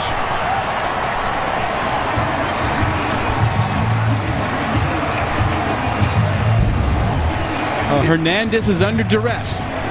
He's trying to make a play, and he has to make a play. There's no time left. and he gets his offensive lineman pushed back into him, but because he comes up, now he doesn't have to move up in the pocket that far. He senses pressure from the backside, but he steps up too soon, and that's why he bumps into his offensive lineman. That leads to the interception. The second interception that Devin McCourty has had, and for Rutgers, a very big one. And again, Connecticut, just when they look like they're on the move, their third turnover in this football game, and they give it back to Rutgers with the clock running at 2:22.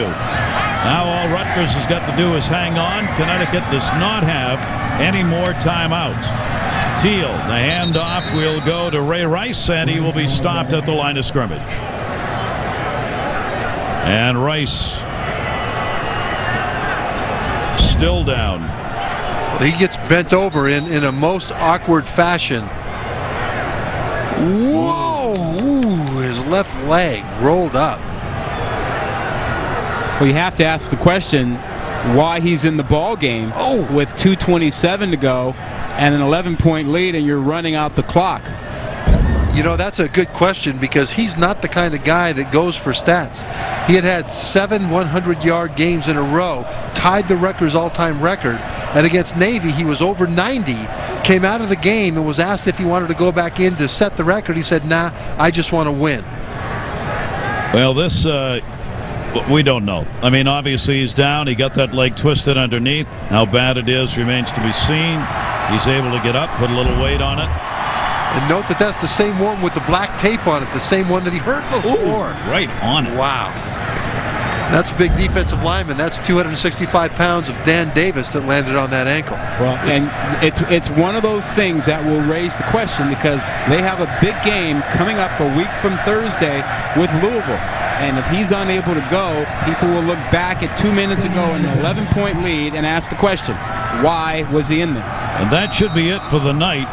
22 rushes, 79 yards on the evening. Really held down by this Connecticut defense. We would not expect to see Ray Rice return to this game. And it'll be Rutgers coming out here with 1:43 left to go. Clock is running. A second down and 10. No gain on that last play. Mike Teal, sophomore quarterback. They'll just hand it off. They'll run it straight ahead. Hang on to that football. Brian Leonard knows how to do that and does. And no way for Connecticut to stop the clock. And Edsel has to look. 3 turnovers. The first one for TD. The sacks piled up just when they were moving the football. A blocked punt return for TD. And the third down conversions, 3 for 15. They also have 9 penalties in this game. At least half of them came at the most inopportune times. Well, they gave away 14 points. Yeah. And that, as we mentioned, that has been something Rutgers has prided itself on in the Greg Schiano years, getting their defense to score. The handoff again is going straight ahead. That is Leonard on the carry, and he muscles it up over the 20-yard line. Well, coaches talk all the time about how only 2 or 3 plays generally will be the difference in a close game. And in this game, only 2 plays have made the difference. It's an 11-point game, and Rutgers, as we see Leonard still fighting, Rutgers scored a touchdown on a defensive fumble return and a touchdown on a blocked punt. Take away those 2 plays, and this score is 13-10. You look at the plays in this game, UConn has actually had 9 more plays than Rutgers. They've gone for 255 yards on 61 plays, while Rutgers 52 plays, 232 yards. Fewer plays, less yardage. It's been all about the defense of Rutgers that has made the difference. And with 7 seconds left to go, Rutgers will use their last timeout. Schiano coming out to have a word. Well, we have a minute. We want to thank the people in the replay booth for giving us what we believe is the first chance fans have ever had to see what goes on there. Nick Trainer, who is on the right, he's the replay official. Don George, with his back to us, is the communicator, and the technician in there, Eugene Jun. We thank them for their help tonight and their cooperation getting ready for it. We hope you enjoyed the opportunity to be inside that replay booth and see what it looks like and see what the officials are doing upstairs. You know, this system that they're using is fairly expensive. It's about a $20,000 system, and it's used by a number of conferences. It's actually used by the Big East, the Big Ten, the ACC, and the SEC. other conferences don't use this system, and one of the great things about this system, Trevor, is that it's very fast and easy for them to use and get things right. That's because they can replay individual clips without having to rewind in order to find what they want. This is a 4th down for Rutgers. Only 7 seconds left to go. The handoff will be taken by Leonard. It is a 1st down. This game is over, and it is an 8-0 start for the Rutgers Scarlet Knights. They remain undefeated. Connecticut gave it a go, but it was not to be. So Rutgers gives themselves the opportunity to remain very much in the race for the BCS berth. The final here, Rutgers 24 and Connecticut 13. This has been a presentation of ESPN, the worldwide leader in sports. For Rod Gilmore, Trevor Mattich, Todd Harris, and all of our great crew here at ESPN, we thank you for joining us. Hope you enjoyed it. A lot of football played today. A lot of other sports news to come. SportsCenter is coming up next. Congratulations to Rutgers, 8-0 overall, 3-0 in the Big East. From Rutgers, I'm Gary Thorne. From New Jersey, we bid you adieu.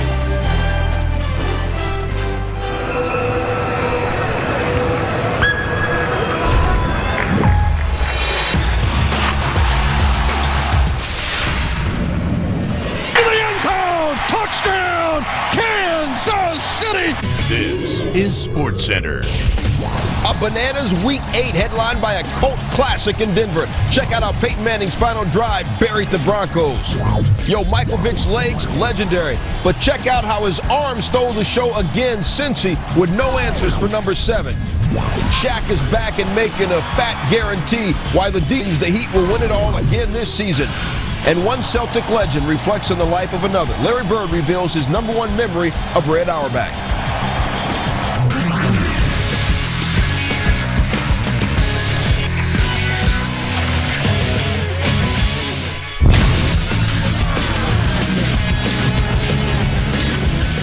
Yo, what's good? SportsCenter on the roll. Stuart Scott alongside Steve Levy. Coming up, what in the world happened to Michael Vick? I mean, this dude has more 100-yard rushing games than any quarterback in history, 7, but you won't believe the new Vick. Stuart, as for the Colts, it was the same old Peyton Manning and Adam Vinatieri. Indy in Denver trying to stay perfect. Mike Shanahan had something else in mind. Pick it up 4th quarter. Colts down 5. Peyton Manning up top for Reggie Wayne all day. Had 3 touchdown catches, Manning to Wayne. After the 2-point conversion, the Colts up 31-28. Here's Jason Elam from 49 yards away. Got it. Tied at 31. Ensuing Colts drive. 52 seconds left. Tie ball game. Manning was 32 of 39 for 359. Wayne, 10 catches, $138. 6 seconds left. Adam Vinatieri from 37. Are you kidding? Of course it's good. It's Vinatieri. And the Colts stay undefeated. Jake's bumming. Colts a 3-point winner in Denver. Falcons, Bengals, Chad Johnson caught out D'Angelo Hall, said there'd be some drama. One of the best wideouts, one of the best cover corners. Ocho, oh wow, thanks Carson. We wouldn't have known. 2nd quarter, Carson getting his hook on to Chad. 3 straight years he's led the AFC in receiving yards. That's why Bengals up 14-6. 2nd quarter though, Michael Vick. Michael Vick done gone and turned into a passing quarterback. Had a career-high 4 touchdown passes last week. Hits Algie Crumpler there. Falcons within 1. And then Vick to Justin Griffith. 3 more touchdown passes Sunday. 7 in his last 2 weeks. 291 yards passing. Falcons beat the Jags. Bob Holtzman with more in the Falcons' new passing QB. All of a sudden, 6 years into his career, Falcons quarterback Michael Vick is doing things he's never done. Until last week, Vick had never thrown more than 2 touchdown passes in a game. Now he's done that in back-to-back weeks, with 4 last week against Pittsburgh and 3 more Sunday here in Cincinnati, putting together the best consecutive passing games of his career. It's a certain comfort level and a certain groove you get into when you start just throwing the ball up around the field, and the more completions you get, the more comfortable you feel. He's looking to throw the ball rather than run. I think that's one of the biggest differences the last couple of weeks, especially today. He wasn't looking to run. He was looking to use his feet to get out of the pocket, and he kept his eyes down the field. When you hear teams like the Bengals say we want to stop the run and make him beat us throwing the ball, how does that make you feel? You get what you ask for. You know, I hear everything. He loves doubters. I mean, every time, somebody say he can't do this, he can't do that, he goes out there and proves them wrong. So, as he continues to throw touchdown passes, we continue to win. I took it as a challenge, so every team, who wants me to beat them in the passing game, I will. After the game, Vic mentioned he's pleased the coaches have changed the offense recently. Then he caught himself and said it's not that they've changed the offense, it's just that they're letting him do more. Vic says this is what he felt he could do all along. It was just a matter of when he got an opportunity. In Cincinnati, Bob Holtzman, ESPN. I know y'all stopped blowing up my celly. I know I called the Bengals the Jags. I was just checking sure you're all paying attention. Hey, there's Michael Vick, his last 2 games. Also got to give a shout out to Algie Crumper. Last week, the NFC Offensive Player of the Week. First Falcon tight end ever with 3 touchdown catches last week. 4 catches this week for 72 yards, including his 4th touchdown in his last 2 games. All right, lots more from Week 8 in the NFL inside SportsCenter. See how the Bears stayed undefeated in a blowout. Huge day for LJ and LT. Big win for Big Blue, and why the Eagles are not soaring. We're blitzing with Boomer and TJ. BCS shakeup. Find out who's number 3 now behind Ohio State and Michigan. And the race for the Nextel Cup got tighter today. See why being out of the chase didn't stop Tony Stewart from a wild celebration. We're back at 60.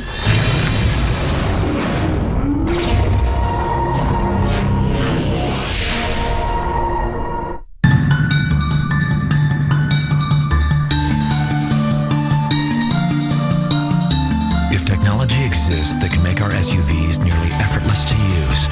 A GMC engineer will find it and apply it. Introducing the all-new 2007 GMC UConn with available power liftgate and one-touch third-row access. Looking beyond the drawing board is just one more way we engineer to the highest standard, professional grade.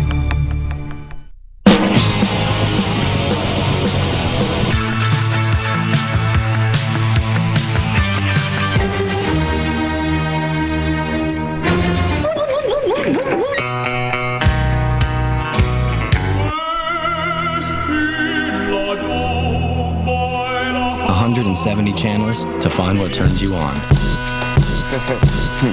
I was chilling XM. right around my way. Are you on?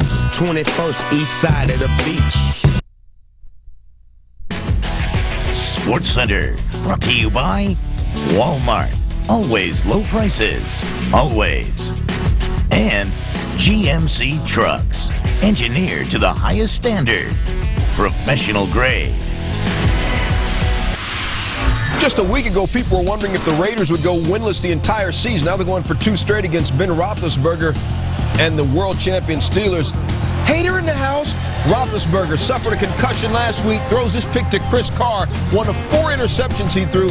Carr goes 100 yards. Check this out. The Raiders had 98 yards. 98, only 98 and won. Only the second team since 1978 to have under 100 and still win. 49ers Bears, this didn't figure to be close, and it lived up to its billing. Hey, a face of the Bears past, Mike Singletary. He's the linebacker coach for the 49ers.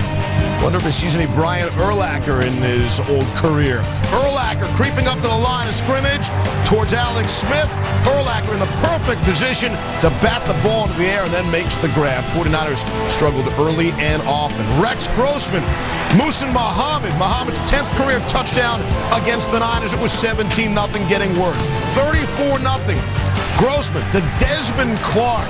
The 41-0 halftime lead for the Bears, the second largest in NFL history. Pack had a 42-point lead on the Bucs at the break in 1983. And then they played the water boy in the second half? 41-10. It wasn't that close, folks. Seahawks without Hasselbeck at Kansas City. Third quarter. Lawrence Tynes, 38-yard field goal attempt. Holder Dustin Colquitt fumbles the snap, picks it up, throws it. Not exactly Gerald your premium, but close. Kelly Herndon took it to the house. Seattle down 27-21. Under 2:30 to go. Chiefs down 28-27. Y'all need to give the rock to Larry Johnson. Big fella went off. 155 yards, 4 touchdowns. Chiefs going to win it 35-28. Hey, there's a new sheriff in Dallas, or a quarterback anyway. It was Tony Romo, the answer to what ails the Cowboys. A tight one late against the Panthers. Sean Salisbury standing by to break it all down. They say you can't control the weather. They say you can't control road conditions. And they say you can't get an affordable car that's safe. The new Subaru Impreza, the only car in its class with all-wheel drive and the highest crash test rating. Nicely. Football fans have become too reliant on one sign. So what do we come up with? Left.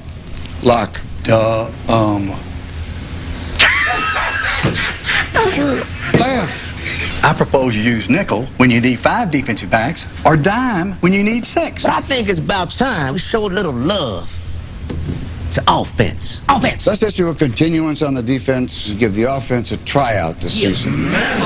For great taste, there's no debate. Miller Lite. Sunday. It's all about the pigskin and laundry. But Sunday's also one day till Brady faces the new Purple People Eaters on ESPN Monday Night Football. One day till the Patriots battle the Vikings at 8:30. It's a little something I've done every night since I was a kid. Empty my pocket change into this old jar. It's never much, just what's left after I break $1. And I never thought I could get quality life insurance with my spare change. Neither did I, until I saw a commercial for Colonial Penn. Imagine people our age getting life insurance at such an affordable rate. If you're 50 to 85, you can get guaranteed acceptance life insurance from Colonial Penn for about 25 cents a day, just $7.95 a month per unit. There's no medical exam and no health questions. Colonial Penn makes it easy and affordable to help cover your final expenses. Call now for free information and a free gift. Call toll-free 1-800-704-6031 to receive free information and a free gift. Call 1-800-704-6031 or please visit our website at colonialpenn.com. Call now. His cast is constantly changing. The results do not. Behind Tom Brady, the Patriots back on top of their division at 5-1. Chester Taylor had the longest run in Vikings history, and Minnesota's on a good run at 4-2. The Vikings host the Patriots at 8:30 Eastern on ESPN's Monday Night Football. Hey, in case you missed it yesterday, USC missed it too. A failed 2-point conversion, the difference as the Trojans lost in Corvallis to Oregon State 33-31. USC's 27-game Pac-10 winning streak is over, and the effects of the Trojans falling from the ranks of the unbeatens can be felt coast to coast and up and down the latest BCS standings. Not surprisingly, Ohio State and Michigan out in front. The rest of the field, USC drops from 3rd to 8th. Florida is the highest ranked of the one-loss schools. Rather large game.